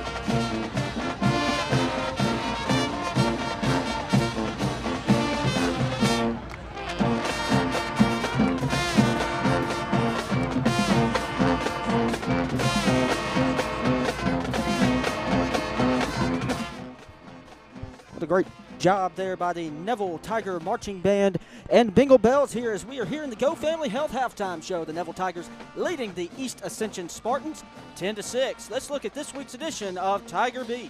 Now, Little Tigers. I'm 4-star international best thespian Brielle Mitchell. And I'm 3-star grand thespian Sophia Bonin. And you're tuned in to Tiger Beat Playoff Editions. Sponsored by the Neville Varsity Speech Squad. Brought to you every Friday night during halftime. Trust me, it's gonna be great. I'm excited. I hope we get the win. Hope the boys the King get a touchdown. Big 32. As a student athletic trainer, I feel as if Friday will be a very good day for us.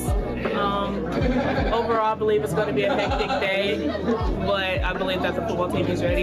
You know, going through the field house, you know, there are very high hopes for this game. East Ascension has some very big guys, but I feel like we got it. We got it. I hope we don't lose. I'm really rooting for the football boys. Go Tigers. As a Spirit team, we're very, very excited for playoffs. We hope our football team kind of progresses through so that we can actually get to the Dome so we can perform our new halftime show that we just came up with, because it's really, really exciting. It has some really, really exciting songs that we think that the crowd will really love. So yeah, I think I would say for this Friday we're really, really excited. Probably gonna lose our voices, yell a lot. Yes. Lots of stuff too.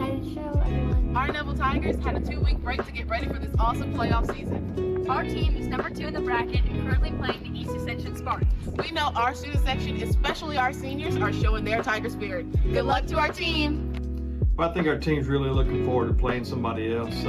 We've practiced for 20 days now against each other, and we're really tired of hitting and beating on each other. So, looking forward to Friday night. Our kids are prepared. I think we'll have a great fan base here at our home field, Bill Ruple Stadium, and I really look forward to seeing us on Friday night. It's been 20 days of tough practicing, but our kids have been great, and just can't wait till Friday night.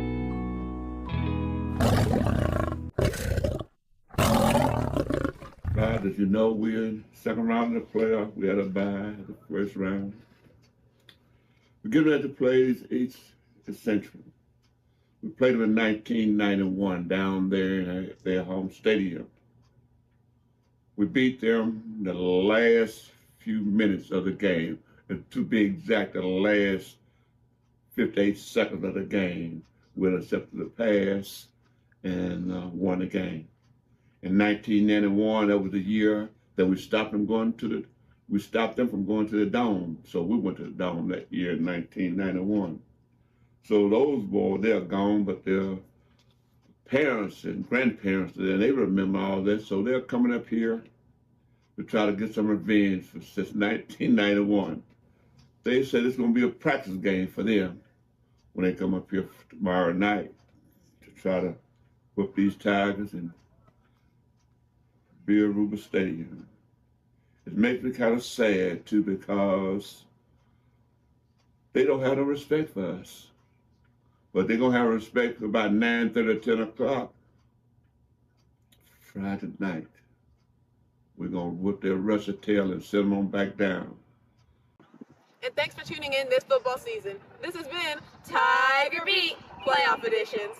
And a special shout out to the Neville Varsity Speech and Debate Team.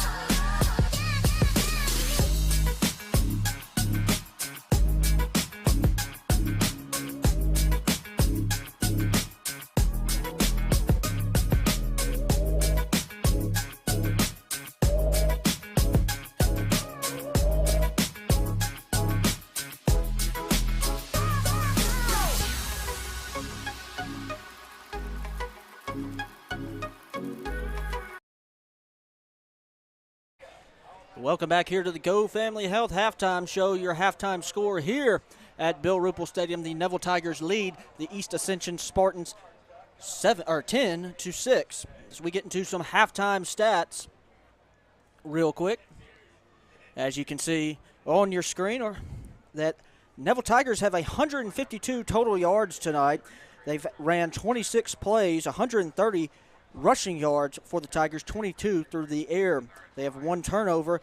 They have 10 first downs, and they've held the ball for 12 minutes and 42 seconds. The Tigers have 11 penalties. 11 penalties for around 125 or so yards. So that's a big stat right there. All right, keep it going. Yeah, for EA, 90 total yards, 21 on the ground, 69 through the air. They have 1 turnover and 7 first downs. They've held the ball for 11 minutes and 17 seconds. Jalen Lee, 5 for 13 for EA. He has 69 total yards passing. Antoine Foster, 3 for 37 yards rushing. Walter Samuel, 6 for 11. Receiving for EA, Ja'Cory Mitchell, he has 1 reception for 42 yards. And Jackson Chason, 1 reception for 23 yards. For the Tigers, Brooks Angelone, 4 for 6 for 22 yards. Jalen Nichols, 14 rushes for 101 yards. Brooks Angelone, 6 for 29 and 1 touchdown. Bradley Hanlon has 1 reception for 10 yards. Jalen Nichols, 1 for 7. And Caleb Vaughn, 1 for 7. Chandler Pettis 1 for 1 on field goals. Diego Ontiveros, he is 2 for 2 for the EA Spartans tonight. Let's go look at the scores real quick. As you can see, Ouachita leads Ruston at the halftime 13-7. Zachary leads West Monroe leads Zachary 3-0 at the halftime. Westgate and Slidell all knotted up at 7. East St. John tied up with Halton 14-14. That game was actually 14-0. Halton had stormed their way back in that one. Destrehan 21-0. St. Martinville trails Lutcher 21-19. Leesville leads Jennings 14-7. North DeSoto leads Cecilia 28-0. Lakeshore and Opelousas tied up at 14. Breaux Bridge leads Iota 13-10. Manny leads Richwood 7-0 at the half. Union Parish up on Sterlington 14-7. Amite leads Gina 26-6. Patterson leads Winfield 24-6, and Bogalusa leads Berwick 12-7. Look into Division 4 non-select. Kentwood leads General Trask 37-2. Oak Grove leads Welsh 14-7. Mangum leads Grand Lake 32-12. White Castle and Arcadia all knotted up at 6, and Homer leads Delhi 32-0. In Division 1 select, Warren Easton up on Captain Shreve 28-0. Karen Crow trails Acadiana 10-6. C.E. Bird all over Ash 35-0. Catholic Baton Rouge leading Rummel 7-0, and John Curtis over Jesuit right now 21-0. In Division 2 non-select, E.D. White leads Evangel 21-15. Lafayette Christian up 21-0. No score in the St. Louis Madison Prep game. De La Salle leads Vanderbilt Catholic 19-6, and St. Thomas More all over Helen Cox 48-0. In Division 3 select, North Caddo trails Parkview Baptist 21-16. University Lab leads Country Day 36-0. Loyola Prep leads Episcopal 7-0. North Lake Christian trails Calvary Baptist 22-0. Isidore Newman all over Sophie B. Wright 31-7. And in Division 4 select, Southern Lab leads St. Fred 6-0. Delhi Charter trails St. Martin 35-6. OCS all over Sacred Heart 42-0. Glenbrook and Catholic Point Capee tied up at 14. And Cedar Creek trails Vermilion Catholic 14-0.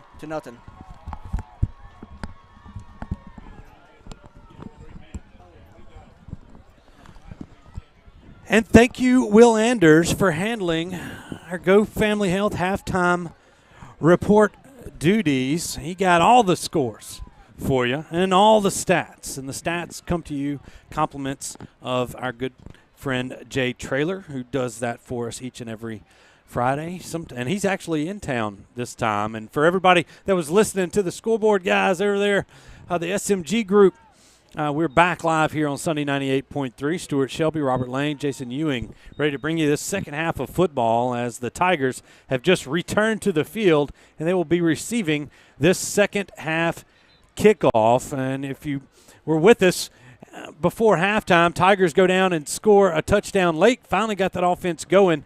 Jalen Nichols, you heard with those stats, is just over 100 yards with 101. But Brooks Anzalone with that 6-yard touchdown run put the Tigers ahead 10-6, and they're ready to keep that momentum going here in the second half. And tonight's second half is brought to you by our good friends at Williams Orthodontics. Dr. Kevin Williams and his staff definitely go the extra mile, just like the Tigers on Friday nights.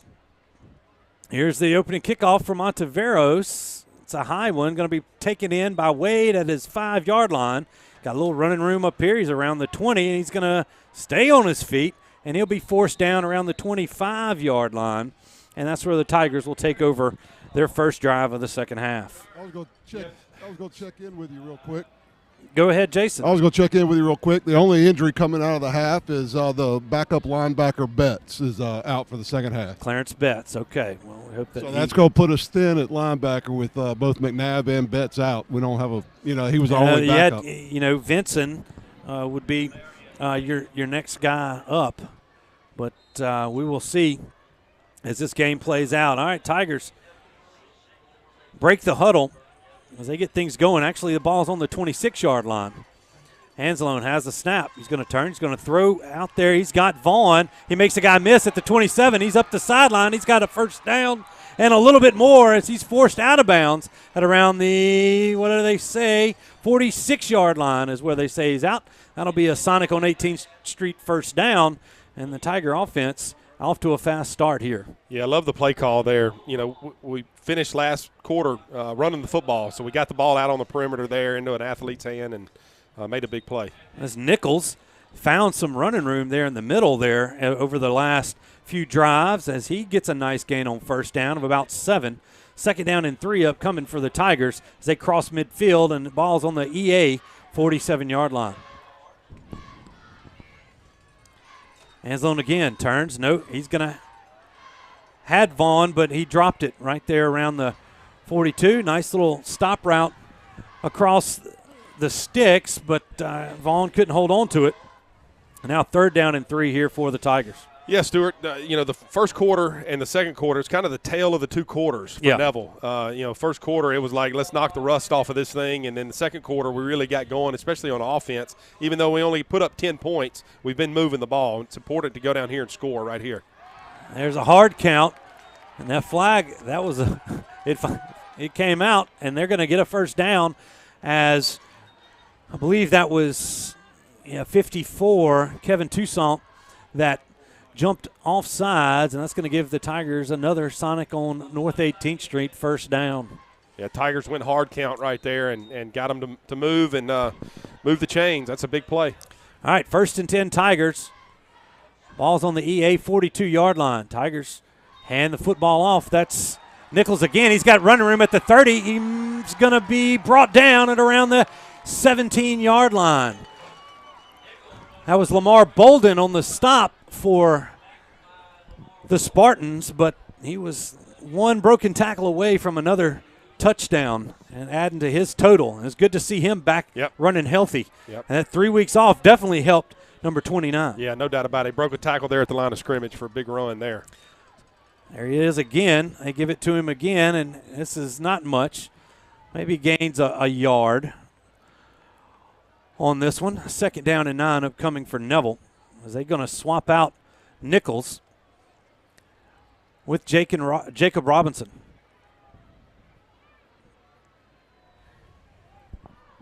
This is the Tigers' first drive of the second half. Started at their own 25-yard line. Now they're at the East Ascension 16. Anzalone has it, looking to throw. He's going to throw to Gibson, and it is incomplete. He never looked back for the ball. It was covered. Nadarius Walker was in coverage, but he never looked back for the football. He didn't have much contact here as we look here on the Parker Alexander replay, but there was some contact, and he never looked back. No flag, and now it's 3rd down and 9 actually 3rd and 10 for the Tigers. Jason. I'm standing right here in the end zone. It was textbook pass interference. Okay, well, 3rd and 10 here. Tigers looking to keep this drive alive.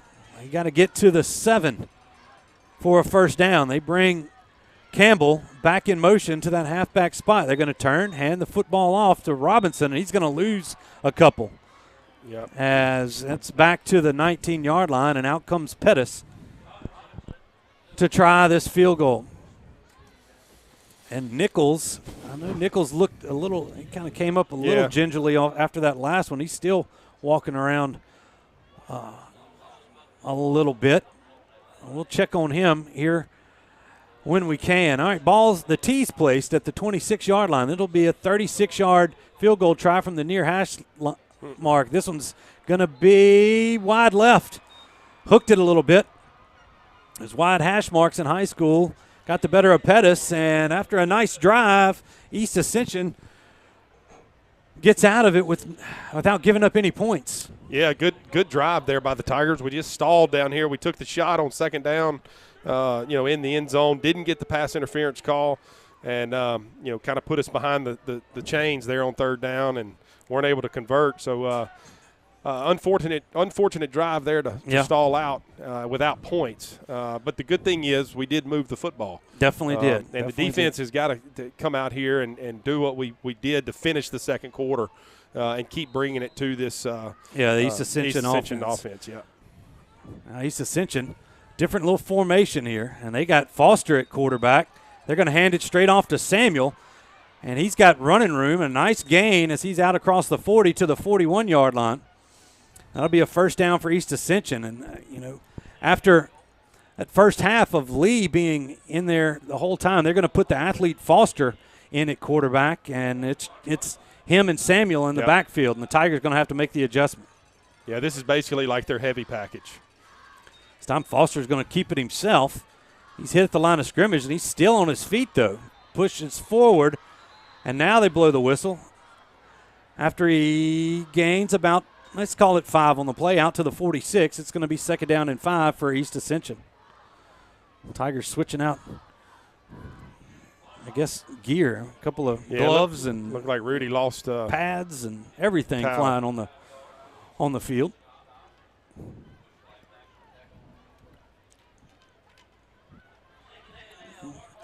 You see them a lot tighter to the line of scrimmage as they look to the sideline for the play call. Foster in the shotgun. Turns. He's going to look to throw. Throw it deep, and it is going to be broken up. Nice job that time by Devin Bell on the coverage. As he turned, looked, played the football on that one. Yeah, and again, the difference is he turned and looked for the football. That's what the referees are really looking for, too. If you turn and look for the ball and try to attempt to make a play on it without too much contact, they're not going to call the pass interference. And as a defensive back, you've got an opportunity to actually catch the football and intercept the pass. Brennan Thompson was the intended receiver on that. Now 3rd and 5 here for the Spartans. Foster has it. He's going to hand that to Samuel, and he's going to be stopped at the line of scrimmage. No gain. It's going to be 4th down and 5 now for East Ascension, and they got a decision to make here. Let's see what Coach Darnell Lee is going to do, and he's going to swap out some players. Here comes Ontiveros. They're going to punt this football away, and I think, Robert, that's the right call here. Only down 4 early here, about midway through this third quarter. Yep. And, great stop there by the defense. You'd like to be able to catch this punt with good field position to start this next drive for the Tiger offense and have a long extended drive, take time off the clock, and put points on the board. Breland Robinson standing around his 25-yard line. Punt by Ontiveros. Robinson looking for the fair catch. It actually hits a Spartan player in the head, and that's where it's going to be down at around the 31-yard line. Yeah. And I don't know if we have that on replay here. I think we do. Thanks to our good friends at Parker Alexander Law Firm. It's going to be on the 31, and you see it hit number 24. That's Tanner Stenga. After it hit him in the head, it took a big Spartan bounce. One of the players thought he had it down at around the 5, but they bring it back out to the 30, and the Tiger defense bent a little there early, but didn't break, and now the offense back out on the field.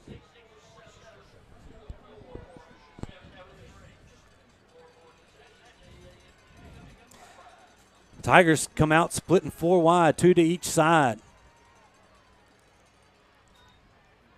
They're going to do the quick one out to Gibson as he's got a couple, maybe about 4 on that first down reception. 2nd down and 6 now for Neville. This time they, on the near hash, they're going to move Wade to the field side. Hand this football off to Jalen Nichols, and he breaks free. He's got the first down before he stopped. He's out to the 42-yard line. As it looked like Nichols might have been bottled up in the backfield, and a nice tough run from the sophomore tailback gets the Tigers a Sonic on North 18th Street first down. Yeah, it's been fun watching him really improve this year. He's just a sophomore, and he showed great patience right there, letting the play develop, and then he shot out of there for a big gain and a big first down. 1st and 10 Tigers, 6:58 to go here in this third quarter. This time, Anzalone calls his own number. He's going to get back to the line of scrimmage maybe. He's 2nd down and 10 here for the Tigers. Yeah, and this East Ascension defensive line is they're big, they're strong. Yeah, they're hard to move. We may have to try to get the ball on the perimeter some. They're squeezing everything. Look at number 62, 6'2", 330 in there.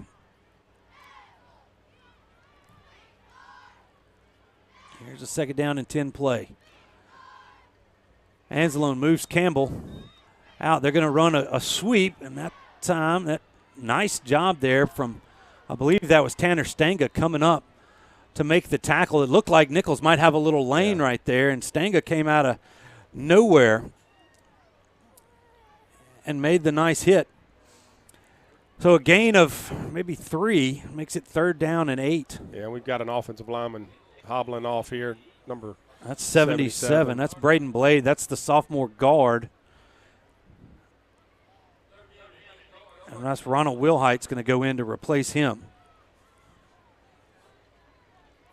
Play clock down to 10. And they didn't give him they didn't reset the play clock on the injured Tiger as they just let him limp off the field. All right, Tigers having to move quick. Turn, hand it to Nichols. He's being drugged down from behind as they got a piece of his jersey. He's going to gain a yard, and it's going to be 4th down and 7. And Coach Tannehill is still not happy about them not giving him the injury stoppage. But 4th down it is. Tigers are going to have to swap out personnel and punt this football away. And, that one, after a nice gain on getting a 1st down right there, Robert, they kind of stalled out there in the middle of the field. Yeah, and East Ascension's doing a good job up front. They've won the line of scrimmage the last 2 drives.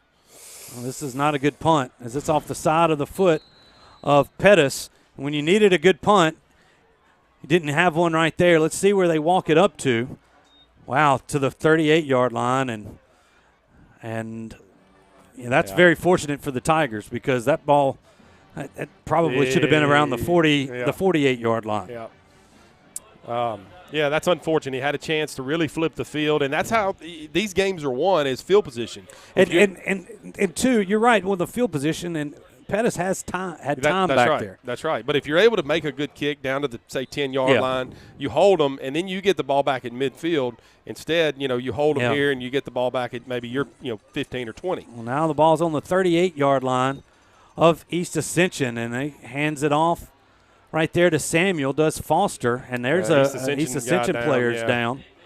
That looks like 59. Yeah, gain of 1 on the play. The young man that's injured is Derez Queen. It's a junior offensive lineman for East Ascension, and they're going to be out to take a look at him. All right, there's the injury on the field. Let's take a 30-second timeout. We'll be back with more Neville Tiger football right here on the network in Sunny 98.3. Hey Neville Tiger Nation, this season if you find yourself feeling a little under the weather, visit Go Family Health on North 18th Street. They cover flu shots, sports physicals, sick visits, annual visits, or if nothing is wrong, they can do your regular checkup. Go Family Health has a happy staff, clean office, and they can take care of all your family's health care needs. This is Tiffany Terra with Go Family Health. We love our Neville Tigers, and we want to thank all of Neville Nation for always supporting Go Family Health. Welcome back, everybody, to the Family Solution broadcast booth as they help that young man, that's Derez Queen, off the field, and just hope that young man recovers as soon as possible.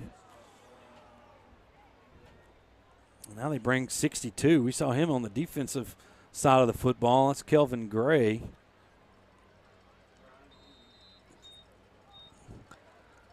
Well, 59 was a big guy, and 62 is bigger. Yeah, he's playing both ways. He's going to get all he wants here in this second half. All right, 2nd down and 9 now. Ball's on the East Ascension 39-yard line. Neville leads 10-6. Foster going to call his own number. And he's got run room. He's across the 50, and he's going to be tackled at the Neville 37-yard line. That time the Tigers got caught inside. Coach Collins is getting on to his defensive personnel as they didn't contain our that defensive right side. end. Yeah, we lost contain with our defensive end and allowed the quarterback to he ran the zone read, and there was nothing but green grass. All right, 1st and 10, Spartans.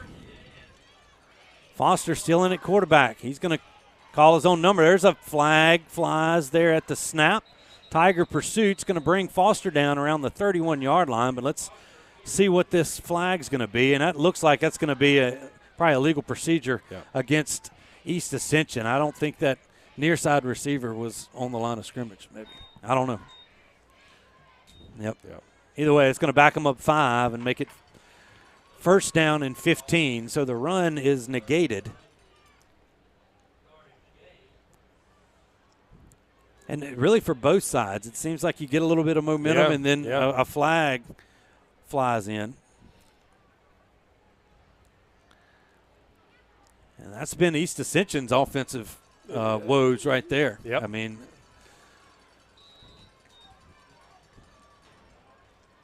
but they definitely feel that Foster gives them the best chance against this Tiger defense here as they've stuck with him. Yeah, they started the second half with him back there. Hand this off. That's Samuel, who gets that penalty yardage back and almost grabs a 1st down. He's going to be about a yard shy, it seems, as he's down to the 32.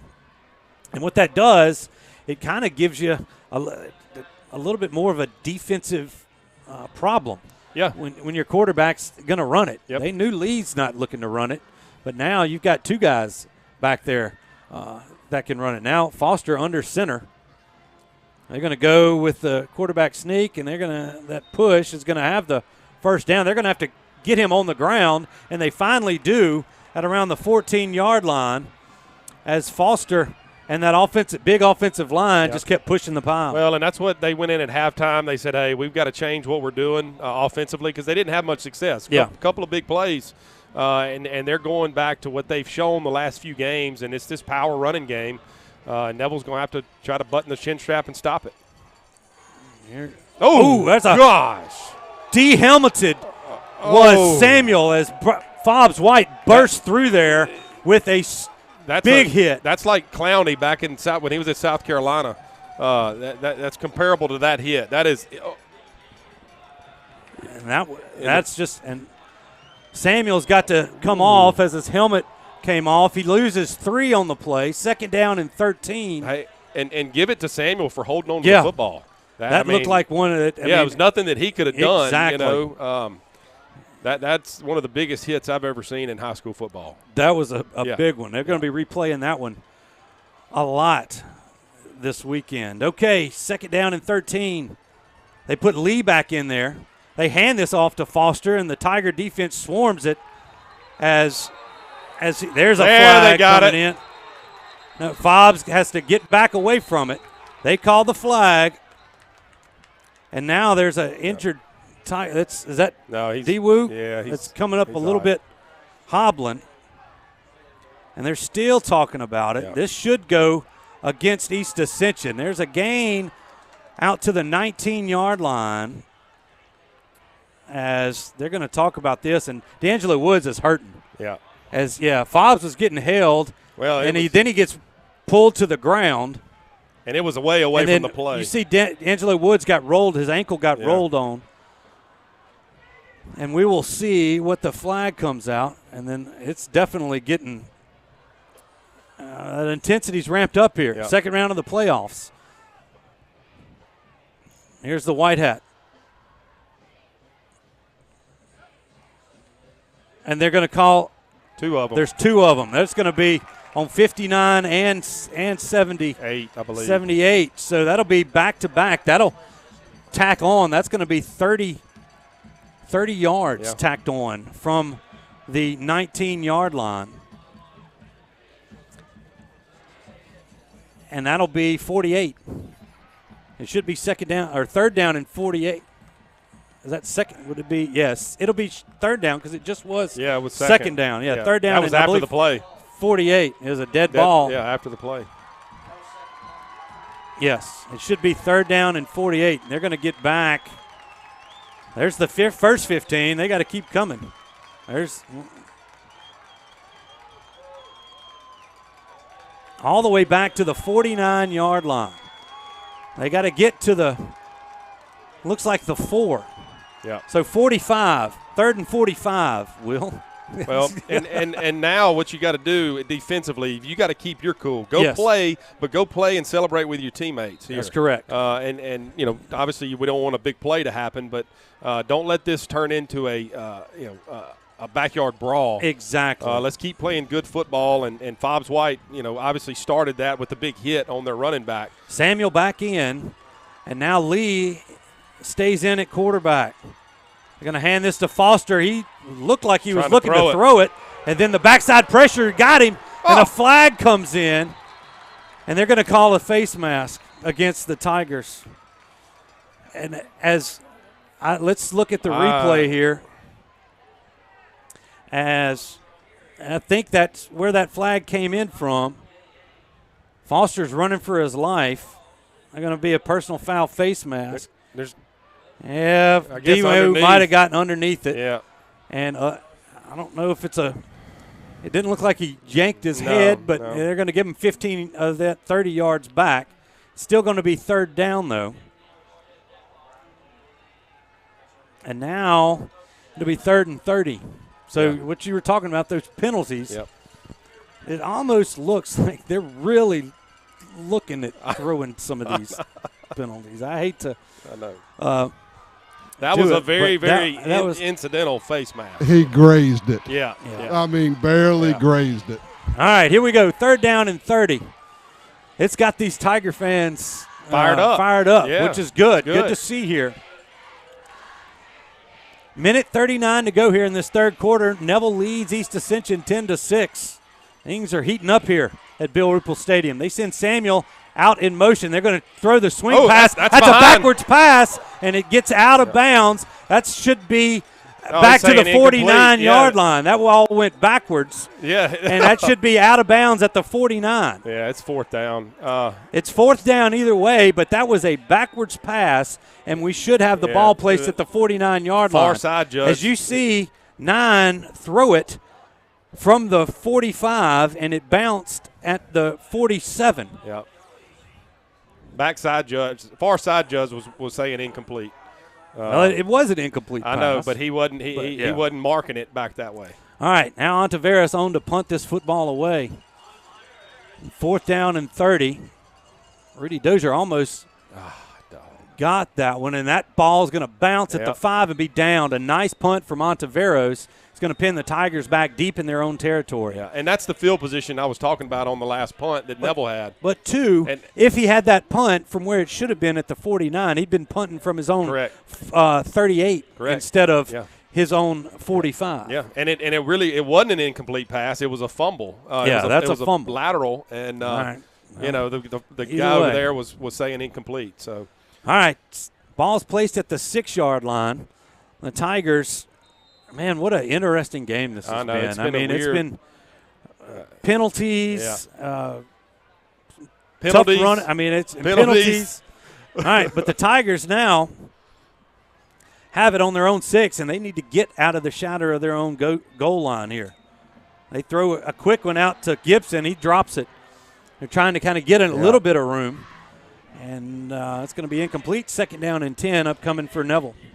Yeah, and you've got to try to get at least a couple of 1st downs here. Yeah. And if you do have to punt, hit a good one to flip the field. Your defense is doing good, but they've got a good field goal kicker. They do. Tigers lead by 4, but we're still 1:09 left in the 3rd quarter. There's a lot of football to play. Yeah. All right, here we go.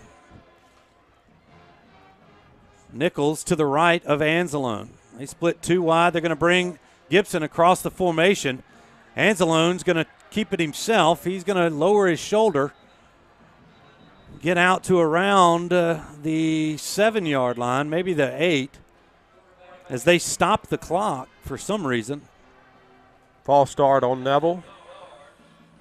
Or illegal. Yeah, or illegal formation or something. And that has to be Hanlon, something going on with I don't where know. he's lining up. I mean, we've got a couple of them. Nobody moved on our line of scrimmage. No. Because you've got a tight end on that end, and Hanlon needs to be off. And Hanlon has been playing that position all year and hadn't had one call. Exactly. All right, so they decline the penalty, and it's 3rd down and 9 for the Tigers here. Will the Tigers take a shot? Here's Anzalone. Hands this to Nichols, and no, actually, ball's on the ground. He fumbled, and East Ascension has it at the 10-yard line. Yep. Good play there by East Ascension's defense. It looked like they just stripped it out. As we look here on the replay, they hand it off to Nichols, and he's hit. Yeah, just popped out. A fist got to the football in the backfield. Yeah, and that was number 23 there. Yeah, that's Joseph Hobdy. Yep. We've called his name a couple of times, and now East Ascension with great field position here at the Neville 10-yard line. Are they going to say it's at the 11? Now the Tiger defense back out there. Lee still in at quarterback. He's got Foster and Samuel to either side. Lee looking to throw, trying to throw it back, and it is incomplete. Tigers might have got away with one right there as Alan Price might have gotten a hand in a little early. Good coverage, though, by the Tiger defense and defensive back. Let's see. They throw it back. That's 17. Yeah, that's Alan Price with the coverage. All right, 2nd down and goal. It's actually on the 10. They've dropped the markers. It's 2nd down and goal. Got to hold them here to at least a field goal. Now Lee's out. Foster in at quarterback. Samuel to his right side. They bring in Taj Washington at halfback. Almost had him in the backfield, and they finally do get him. He might have fell forward for a yard, but that's going to be it, and it's going to be 3rd and goal from the Neville 9. Yeah, it looked like, was that Brody Watley that got free and slipped off the tackle there. It was going to be a tackle for a loss. Yeah. And I tell you, number one, Anthony Foster is a strong runner. He's a load. He's got good strong 5'11", legs. 225 is what they say, and we're down. This is going to be the end of the 3rd quarter. So East Ascension knocking on the door, but the Tigers maintain that 10-6 lead. We're going to take a 30-second break and bring you the 4th quarter of play here on the network in Sunday 98.3. Stay tuned, everybody. Winning is synonymous with Neville High School and Williams Orthodontics. Where the Neville Nation strives to finish strong on the field, court, or diamond, Dr. Kevin Williams and his staff share the same passion to deliver outstanding smiles to all patients in North Louisiana and South Arkansas. If you or anyone in your family are needing an orthodontic consultation, call the friendly staff at Williams Orthodontics to schedule an appointment so you too can be on the road to a winning smile. Williams Orthodontics says, "Go Tigers."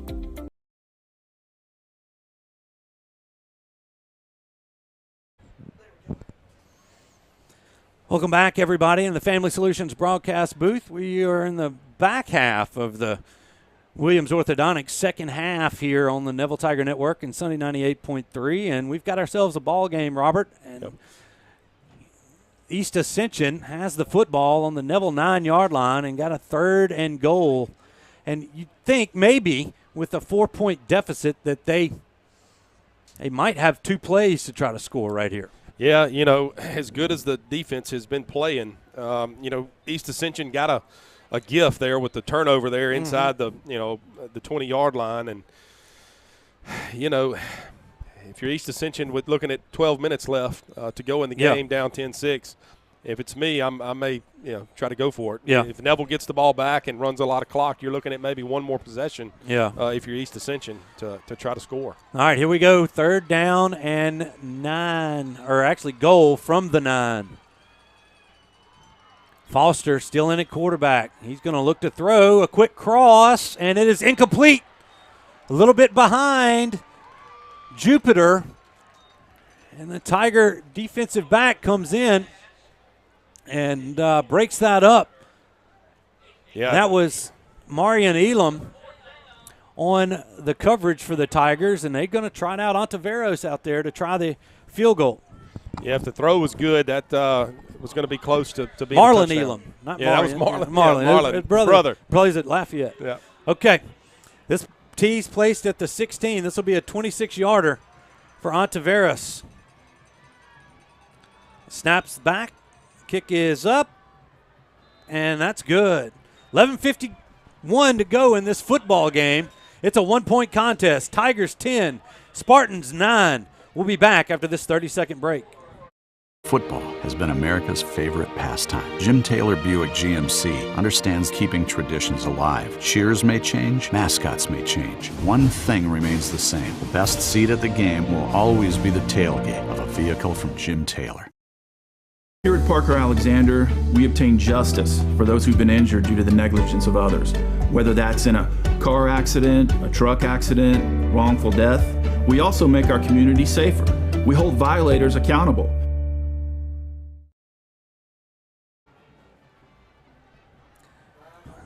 Not your typical second-round matchup here at Bill Ruple Stadium, as East Ascension and Diego Ontiveros has kicked their third field goal of the night, and they cut the Tiger lead to 1. Ontiveros puts a leg into this one. That's going to be Vaughn's got a gap at the 40, 50. He's got one man to beat. 40, 30, 20, 10, 5. Touchdown, Tigers. No flags on the play. And you were talking in the break, the Tigers needed to go put a touchdown up, and right then on special teams, they do. Yeah, what a play. We've seen him do that. We saw him do it against, I believe, Tioga and possibly Franklin Parish. And to do it tonight in the playoffs at a big-time moment, and that kid's just a sophomore. He's been another one that we've watched grow and do so well. So great job there. Huge return. Make it 16-9 here in the fourth quarter. An 82-yard kickoff return for a touchdown, and the Tigers have extended their lead. Now they await the extra point from Chandler Pettis. The snap is back, kick is up, and it's good. 17-9 Tigers. 11:39 to go in the fourth. We'll be back after this 30-second break. When Neville Nation craves delicious fast food, there's only one place that comes to mind: Sonic Drive-In on North 18th.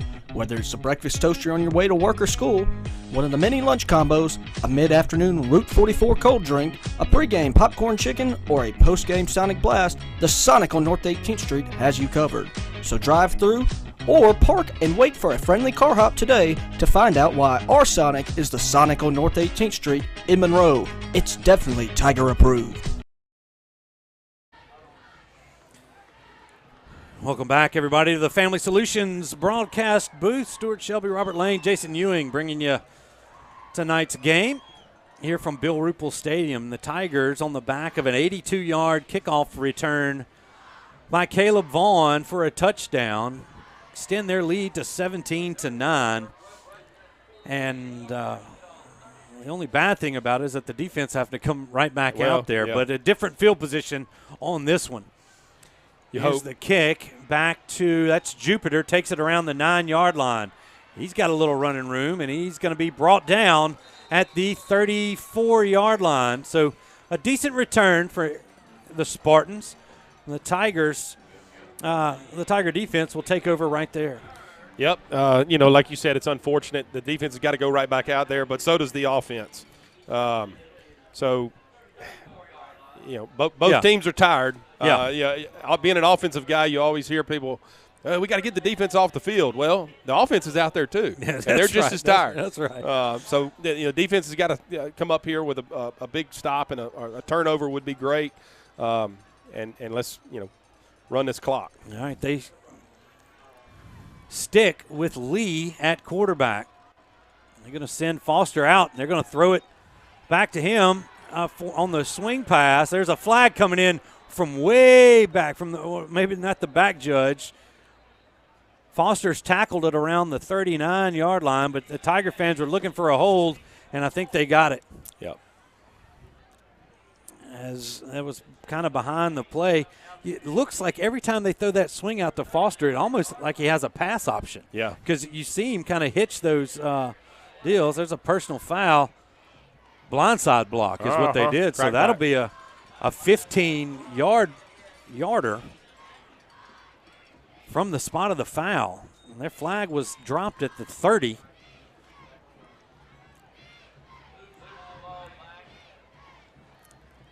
That's going to be to the 15-yard line.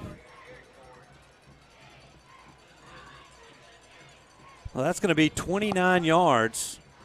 1st and 29 here for East Ascension. And if you got to point out something that East Ascension's had to do, Penalties. It's been penalties as yeah, well. Yeah. You know, I mean, but their penalties coming on that offensive side of things. Yep.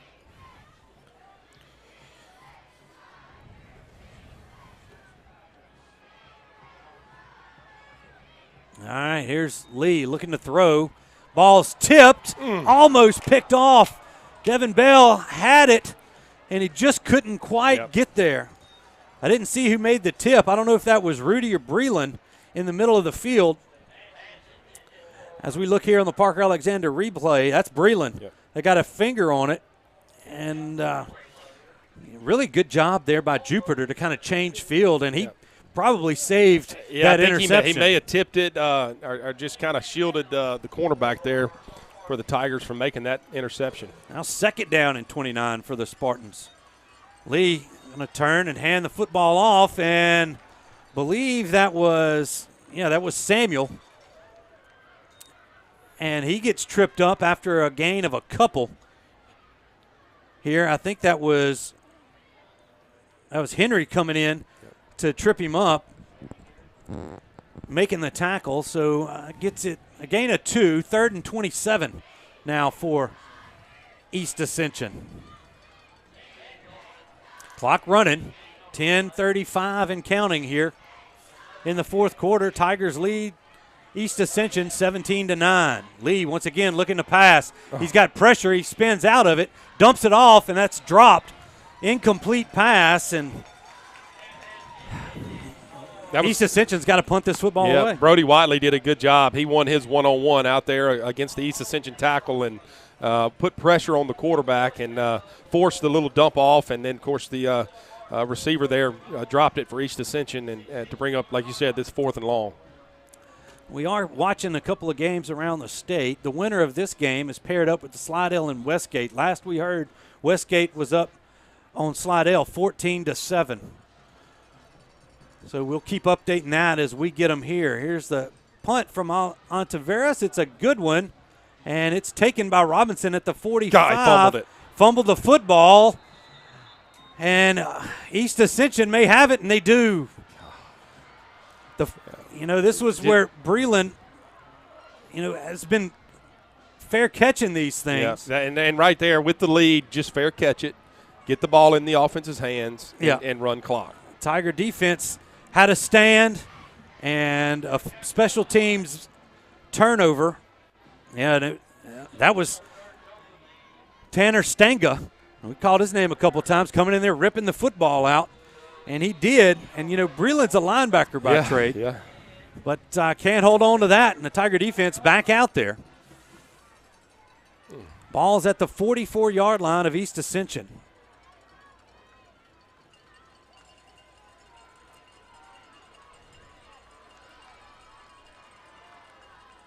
It's Lee going to send Samuel out. They're going to try to throw the screen, and it wasn't there. That could have they've easily got been guys downfield. Intercepted, yep. They kind of released that one as well. Yep. 2nd down and 10. Clock stops with 10:07 to go in this football game. East Ascension has gotten out of what they were doing early in the 3rd quarter, and they just bring it back. They bring it back. They've got 1 and 22 and number 5 back in the backfield. Yeah, you got 5. That's Taj Washington yep. playing that up back, kind of a halfback position, and Foster and Samuel in the backfield. This hands the handoff goes to Samuel here. He's going to get, let's call it about 3. Going to be 3rd down and 7 now for East Ascension. Neville leads by 8. Ball's placed at the 48-yard line of EA. Tiger defense once again being called on to make a third down stop. Foster is going to keep it himself. He's hitting the backfield. Tigers are giving chase, but he's broken free. He's going to have the first down as he crosses midfield, and he's going to be marked out of bounds at around the 42-yard line. That'll move the chains for the Spartans. Yeah, and I tell you, with tackling this number 1, Anthony Foster, you cannot leave your feet. Yeah. And that's what Neville has been doing. We had him tackled. In the backfield. Yeah, just tackle him. Stay on your feet and wait till your partners get there. There's an injured lineman. That's big number 73 out there as they hand this off to Samuel. And he's got a gain of about 5 on first down, making it second down and 5 for East Ascension.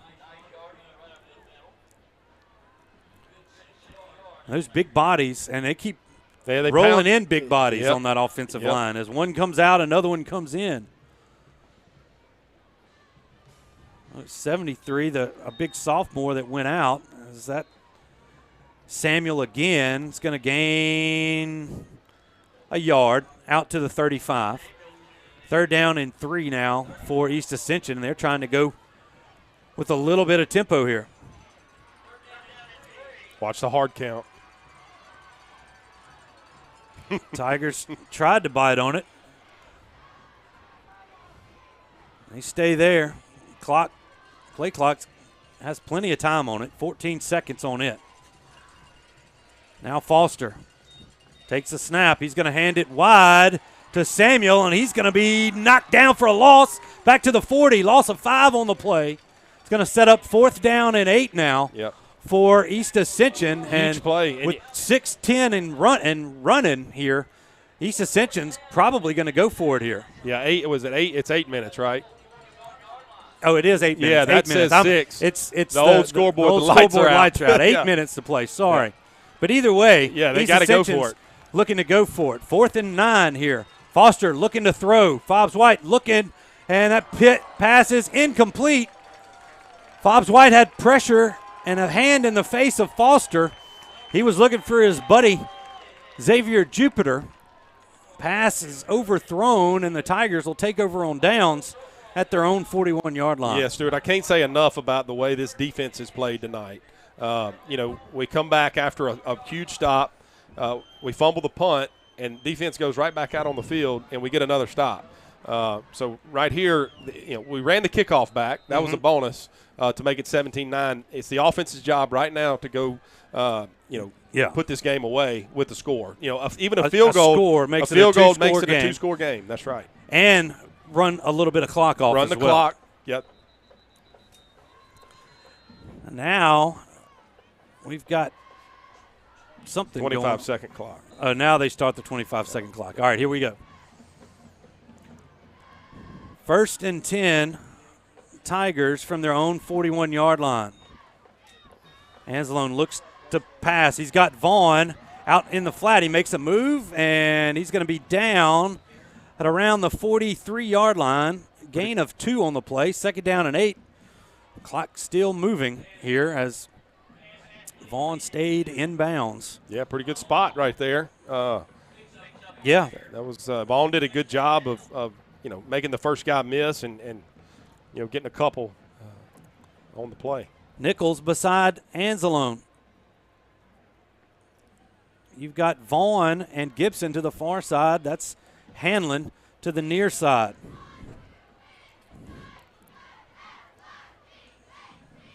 Changing the play here. Coach Birch, 5 on the play clock. They've got the snap off. They hand it to Nichols. He's going to be across the 45 to the 46-yard line. Be 3rd down and 5 here for the Tigers. Got to get this first down here. All right, 3rd and 5 here. Anzalone barking some signals. Tried to maybe hard count it. Plenty of time on the play clock as it's at 14 seconds. Will the Tigers put it in the air?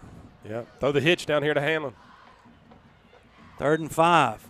Nope, they're going to hand it off. First down. That's Nichols. He's got the first down. He's going to be finally wrestled down at around the East Ascension 34-yard line. That first down brought to you by Sonic on North 18th Street, and that's a big play the Tigers needed right there. Yeah, great job by the offensive line and good run by Nichols. 3rd and 6, and, we pop it for a big play and a big first down. Tigers kind of fake going tempo there, and at this point, they can run this clock a little bit. Yep. I mean, they're still snapping it with around 14 seconds to go on the play clock. Hand this to Nichols. Nothing doing there on that right side as he's going to maybe lose a yard. It'll be 2nd down and 11 here, especially maybe after now Frank Mansfield's going to come in and give Nichols a rest. And it'll also 2nd down and 12, it looks like. And this may be a time for Anzalone to hold the football. Yeah. Milk the clock. And exactly. Then the zone read. East Ascension knows that we're running the football. Yeah. But let's give them a little wrinkle here with Anzalone pulling it. We showed it early. It may be time for him to pop one. They hand this to Mansfield, and he gets back to the original line of scrimmage there to the 34. It's going to be 3rd down and 10 for the Tigers as Nichols pops back in there. Now they split Campbell out into the formation. One of the 3 receivers to the far side of the field. Anzalone looks, he's going to hand it off. That's Nichols. He spins. He's still on his feet. He gets almost to the 24-yard line. He's going to be about a yard shy. And I believe East Ascension has taken a timeout, and they have. With 4:32 to go, Tigers lead the Spartans 17-9. We'll be back after this 30-second break. Football has been America's favorite pastime. Jim Taylor Buick GMC understands keeping traditions alive. Cheers may change, mascots may change. One thing remains the same. The best seat at the game will always be the tailgate of a vehicle from Jim Taylor. Truck accidents are different from car accidents. With trucks, you've got federal regulations that may apply all over the land. You need an attorney who's experienced in handling these cases, who knows all those federal laws, and has years of experience fighting for our clients.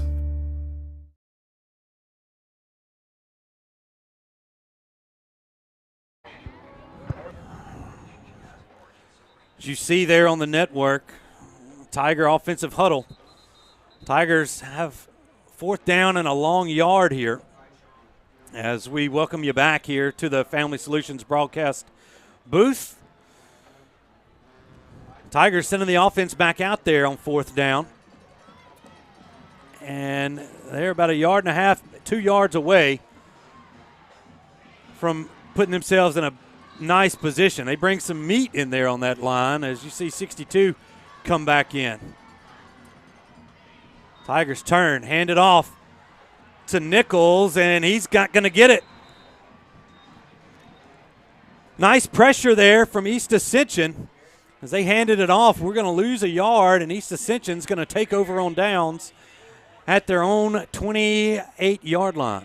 Yeah, and, right there, it's hard not to maybe go behind Hurd. Yeah. Well, and maybe run Anzalone. If you're ever going to do it, now's the time. I mean, the defensive end right there just pinched and ran straight down. He was selling out against the handoff to give. Yeah. And all you got to do is get a yard and a half. They stacked the middle there. Kudos to East Ascension for the stop. As that pass from Foster is almost intercepted. It was well short of the intended receiver. I believe that might have been – that was 8. That was Chason they were looking for. Now Taj Washington's got to come off. But a quick throw right there on 1st down, incomplete, and it's 2nd down and 10, East Ascension. Tigers with an 8-point lead here late in this football game. Lee back looking to throw, and that is caught. But another Brennan Thompson had to leave his feet to come up with it, and he's going to lose a couple catching that football. Yeah, lose one, 3rd down and 11. You can tell that this is not what East Ascension wants to do. They don't want to have to throw the football. They're a power running team. We saw it at the start of the 3rd quarter. They kind of got in the rhythm running the ball, and then now Neville's ahead, and they're having to race against the clock, and it's not something that they really want to do. We're under 4 minutes to play here. 3rd and 11. Lee looking to throw, and it is almost picked off. Elam jumped the route. He was looking for Jupiter in the middle of the field, and they're lucky that ball wasn't picked off. Yeah, that's a couple that the Tigers would like back. If he catches that, he may be headed north to the end zone. Meet him on the 9th green at 9 there at Muni. Timeout on the field, East Ascension. And that's theirs. I think they may have one more timeout remaining here. We're going to keep it here, Robert, as let's maybe check in with Jason Ewing down on the sidelines. And, Jason, I guess the story of this game has been the Tiger defense. Oh, without a doubt, it's been the Tiger defense. And that and Caleb Vaughn's timely return. But, yes, the Tiger defense, they've carried the team all year long, and, it's good to see them do it again here in the playoffs.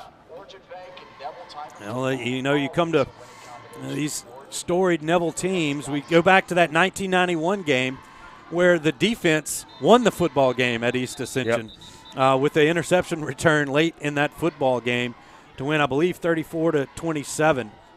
Yeah, and kudos to Mike Collins. He's done a terrific job with these guys. All right, well, the Tiger defense back out there as East Ascension is going to go for it here. 4th and 11. That is Jalen Lee back at quarterback. He splits Samuel out wide. Lee is going to be sacked. Brody Watley has him down at the 22-yard line, and the Tigers will take over on downs right there. Yep, great job by the defense again, and great job by Brody Watley. He's won his one-on-ones tonight, and that was a huge play by him. Fobbs is rushing off the edge, and then here comes Watley from the field, from the sideline, the Neville sideline, and just beat the tackle and made the big sack there on 4th down. Now is when, with only one timeout over there, we're going to run the football. Hold on to the football and don't snap it with 3 seconds. 14 seconds left in this play clock. Snap it with 2. Tigers are getting close, if not already in Pettis' field goal range.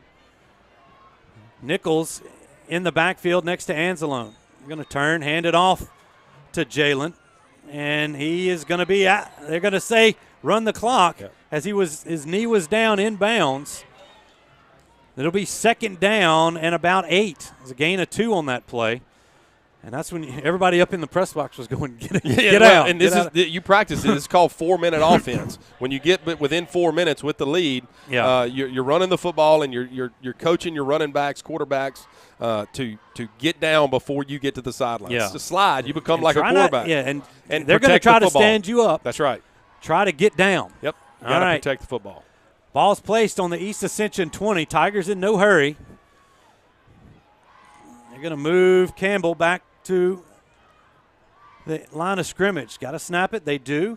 That's Nichols running in the middle. He's got room, and he's in for the touchdown. A 20-yard scamper. Jalen Nichols and the Tigers take a 2-possession lead. Yep, big drive there by the Tigers, and great job by Nichols. He's had a huge night.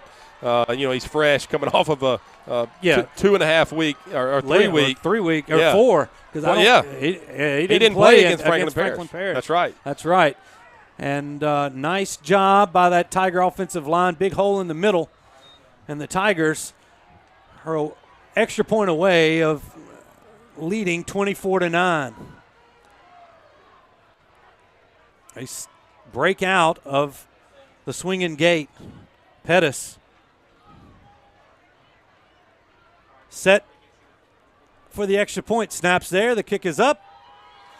The kick is good. 2:44 remaining in this football game. The Tigers extend their lead to 24-9. We'll take a 30-second break. We'll be back with more Neville Tiger football right here on Sunday 98.3 and the Neville Tiger Network.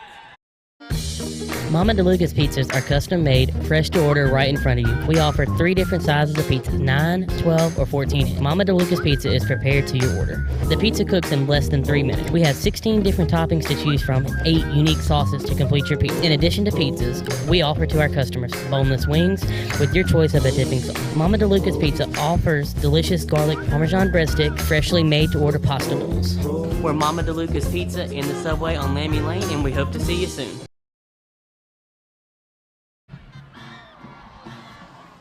Welcome back, and a nice shot there if you're watching on the network of a beautiful night here at Bill Ruple Stadium. The Tigers take a 24-9 lead on Jalen Nichols' 20-yard touchdown run. Pettis set to kick it away, and he kicks this one deep, taken by Jupiter at the 8. Jupiter's got a little running room, and he runs into a Tiger. That's number 30, Julian Burns, the freshman, is going to bring him down at the 41. And I know we've been trying to check in with Jason Ewing. I don't know if he's got Coach McCarty, the principal. There's some big news at Neville. Yeah, there's some really big news at Neville, and I do have Coach McCarty. And let's talk about it. We just got the school grades from the state delivered, and Neville came back as an A school. So that's big news. Not only do they perform well in the athletic field, but they're also doing it in the classroom. Well, yeah, appreciate that, and certainly a long time here at Neville. We've taken great pride in being a great academic school and athletic school, and certainly proud of that score that came out, and congratulate our faculty, staff, kids, and our community partners doing a great job, and certainly proud of that. And so, yeah, appreciate the time to say so on radio, man. Absolutely. Now, how many A schools were there in the district? I'm not sure in the district, to be honest with you. Obviously our focus was on our school, but and again, we're proud of it. We've been in A school for several years, and certainly want to keep that streak hate going. to interrupt you. That's a pick by Rudy Dozier. Flag comes in late.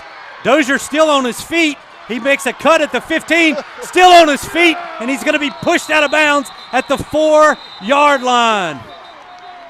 Flag comes in at the 36-yard line. Tigers, and you've got Coach Gregory and everybody trying to get everybody back. Let's see what this flag is at the 36. I hate to cut off Coach McCarty. It's talking about the positives at Neville High School, but let's see. Coach was going to be a hold against East Ascension. That's declined, and the Tigers will have it on the 5-yard line. Yep. Great job there, and defense finally got a turnover, and it was well needed. You got to dedicate that turnover right there to Big Danny Briard. It's his 71st birthday, so I'm sure he enjoyed watching this big pick here by Rudy Dozier. Rudy was sniffing that end zone. He was trying to get in there. He was wanting to get him one, and he got forced out at the 5. And here, with a 2-touchdown lead already, you can go in and score. It's really no big deal. But with one timeout remaining, the Tigers could kneel this out right here. Yeah. And that might be, that's Frank Mansfield in there. They called timeout. Neville called timeout. They were down to 1 second on the play clock. I gotcha. So there's a lot of stuff going on after that pick. And Neville takes a timeout to kind of regroup here.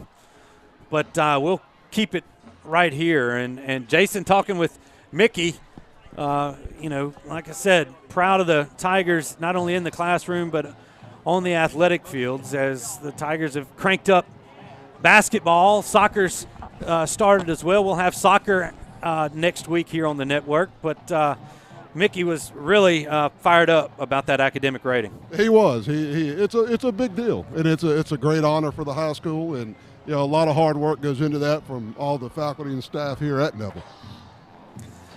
Definitely congratulations in order to all faculty and staff members at Neville High School. All right, Tigers trying to close this one out. 2:14 to go. They've got it on the East Ascension 5-yard line. Frank Mansfield in the backfield behind Anzalone. Anzalone hands it to Frank. He stood up at the line of scrimmage. And now he's getting pushed forward, pushed across the goal line. Touchdown, Tigers. Frank Mansfield and the Neville offensive line wouldn't take no for an answer. And they've tacked on 6 more. Yeah, and that's what you call winning the line of scrimmage right there. He was stood up on about the 3-yard line, and the Tiger offensive line and whoever else joined in and just pushed him across the goal line there, as you see on the replay. All right, Tigers have extended the lead to 30-9 here. As you see, it's about the that's big 6-yard line. Is that? I believe it is. Tyler Brown was one of the first guys in there pushing behind it as the Tigers break out of the swinging gate. For this, we are monitoring the Westgate Slidell game. We'll try to update you on the score here. The Tigers win this one. They play the winner of Westgate Slidell. The kick is up, and it's good. All right, with 2:03 remaining, the Tigers take a 31-9 lead. We'll take a 30-second break. We'll be back to hopefully close this one out here on the network and Sunday 98.3. Winning is synonymous with Neville High School and Williams Orthodontics. Where the Neville Nation strives to finish strong on the field, court, or diamond, Dr. Kevin Williams and his staff share the same passion to deliver outstanding smiles to all patients in North Louisiana and South Arkansas. If you or anyone in your family are needing an orthodontic consultation, call the friendly staff at Williams Orthodontics to schedule an appointment so you too can be on the road to a winning smile. Williams Orthodontics says, "Go Tigers."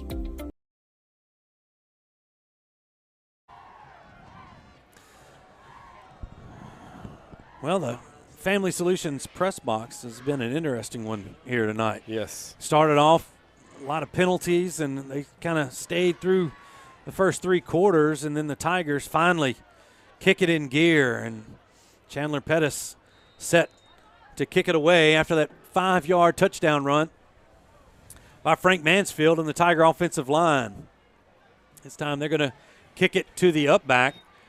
That's, I think, Brennan Thompson. The ball comes out, and then he picks it up again, and now he's finally taken down. A flag comes in there at the end of that run, and appropriately so, as we were just talking about that. But as we await this flag, folks, the Tigers look as though they're going to move on to the quarterfinals.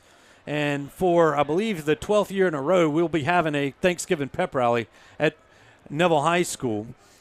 Westgate leads Slidell right now 28-7. If that score holds, which we believe it will, the Tigers will be on the road to New Iberia next Friday and take on the defending 4A state champs in Westgate. So I know people have been texting and asking, but that's the scenario for Neville next week. So an interesting matchup, you know, big 4A contenders, 2 smallest teams in this Division I non-select face off in the quarterfinals. And Westgate won it last year. That's correct. They beat Warren Eason in the Dome. That's correct. Had a big year. Coach Ryan Antoine, one of the best young coaches in the state, has really got things going down there. As this one was against the Tigers, I didn't see what it was. I didn't see what it was. I wasn't talking another unsportsmanlike there at the end, or maybe a crackback or something. No, that'd have been on East Ascension. Either way, it was illegal participation. Oh, he went out of bounds and came back in. Henry thought the guy got tackled and he ran out to play defense in the. He brought somebody else out there. I got it. All right, pass from Foster. He was looking for Brennan Thompson, and it falls incomplete. And it's 2nd and 10 now. Tigers got a couple of new faces out there as the ones on the defensive side of the football, especially on that defensive line. And after a game that they've played, they come out as Samuel tries to hurdle another flag. Vincent Butcher, and he did that last week, and now Samuel's down on the turf. Let's look at what that call is. It's in the defensive backfield. I don't know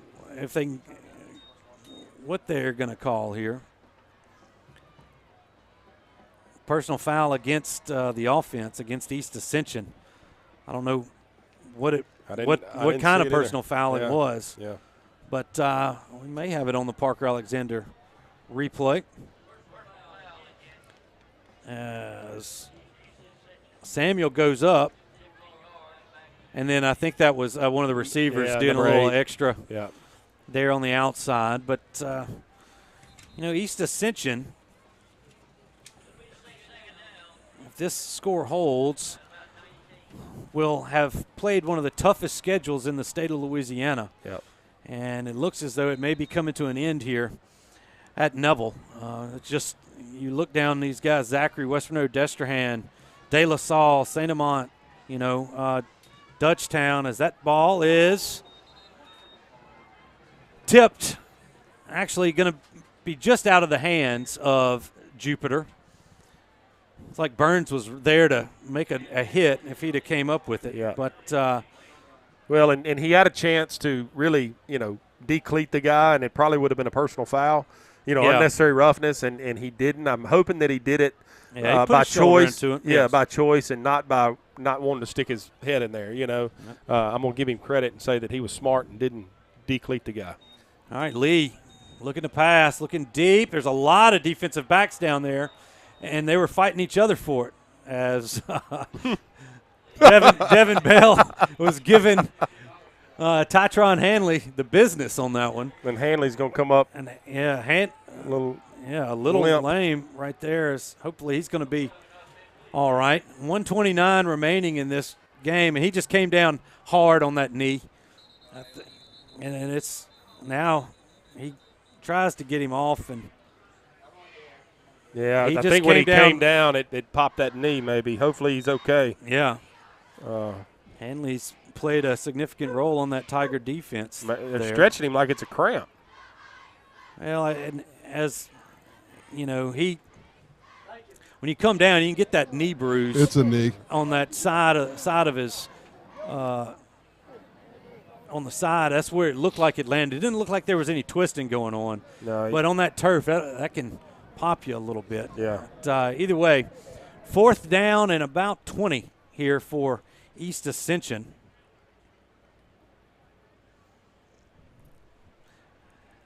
As they still looking at Hanley there on the 50. Yeah, hopefully he's okay. They jumped up for the ball and came down. It was a non-contact injury. And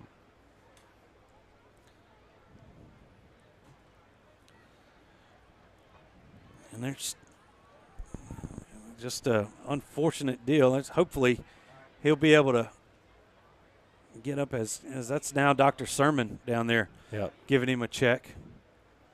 And just at the end of this game with something like that, hopefully this injury is not as serious as it looks there. They're gonna get him up and help him off the field, and now he's not putting any pressure on that left knee, and hopefully that young man, hopefully it's okay. Going to be okay. All right, but definitely send a few prayers up there for 18. All right, now Ontiveros actually going to punt this football away. Tigers not much rush here. They're just going to let this bounce. And it's going to be downed at the 41-yard line.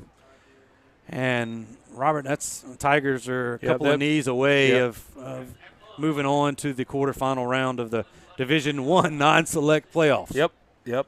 Great win. Any win this time of year is a good one. We started out, obviously slow offensively. Penalties hindered both teams, I think we would agree. Some that were obviously – needed penalties. Some that were could be argued. Yep. But Neville, nevertheless, never weathered the storm. That's right. They overcame the penalties. We had enough drives that didn't have penalties to overcome that. And of course, the kickoff return was a huge shot in the arm for this team. There, I guess it was late in the third quarter, early in the fourth, to put us up 17-9. Now here's Anzalone.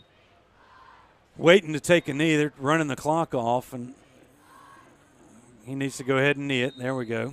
As long as you let him, take as much clock off as you as you'd like. And, the Tigers doing this victory formation in the shotgun, which is always interesting. But they don't go under center. Probably a better chance of getting that snap right than under center.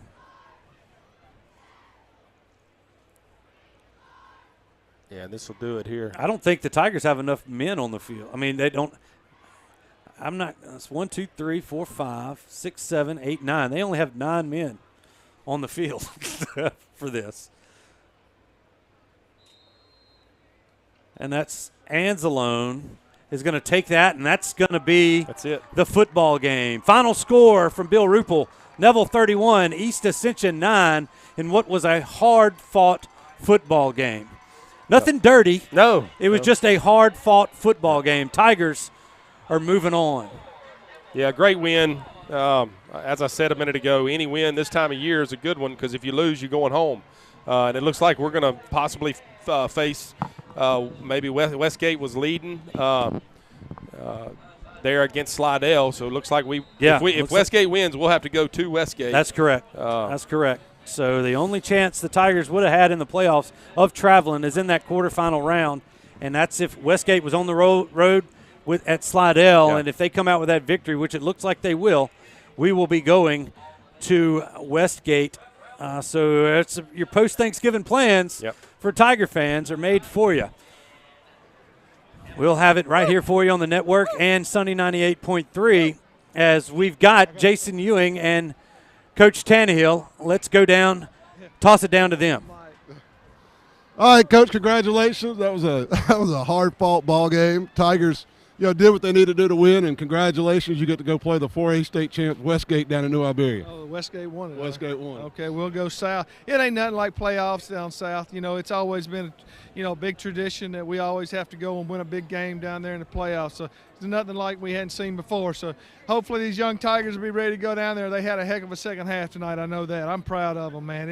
It was fun to watch them be as physical as that other team, and they had a dang fine ball club tonight. Yeah, it was as good a team as we played since probably Ruston, and the Tigers were just as physical tonight as they were against Ruston. Yes, they were. I'm just proud of the way the guys made. Boy, Jalen Nichols played a heck of a game tonight, and our offensive line really in that third quarter just dominated the whole third quarter. Man, I was just proud of them. 12 years in a row with the Thanksgiving pep rally. The tradition continues, and I look forward to next week. Man, I always love them Thanksgiving pep rallies. There you go. Thank you, Coach.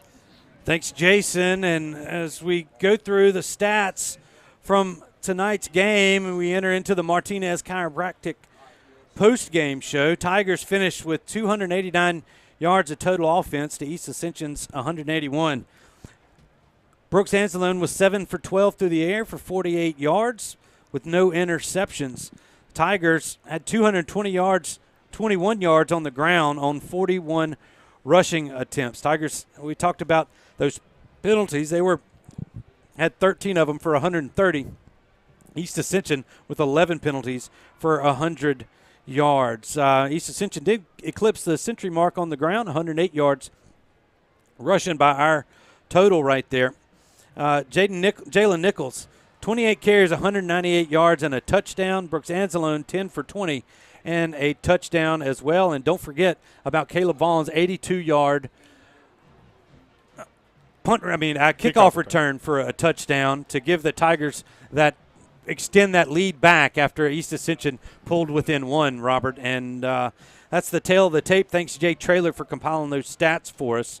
But, Robert, Tigers came in a little shaky. You could tell they were a little rusty, but they got it together when they needed to. Yeah, the speed of the game definitely was an issue early, getting adjusted, getting your eyes back right, getting your steps down, especially offensively.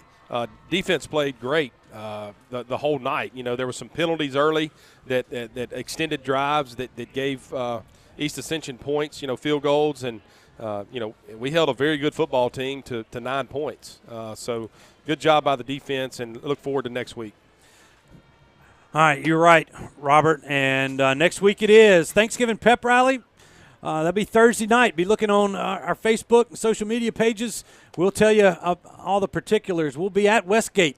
We'll be bringing that to you live next Friday night as well. We appreciate everybody who's tuned in, not only on Sunday 98.3, but who's been watching us on the Neville Tiger Network for everybody that makes this possible. Justin back in the Sunday 98 studios. Will Anders producing and directing every week for us. We got Brian Birch and Garrett Davis up top. Jackson Spangler in here helping us out with down and distance and replays. Jason Ewing on the sidelines. My cohort Robert Lane, Jay Traylor on the stats. And for myself, Stewart Shelby, we're going to say good night from Bill Ruple Stadium. Tigers win 31-9. We'll see you next Friday from Westgate.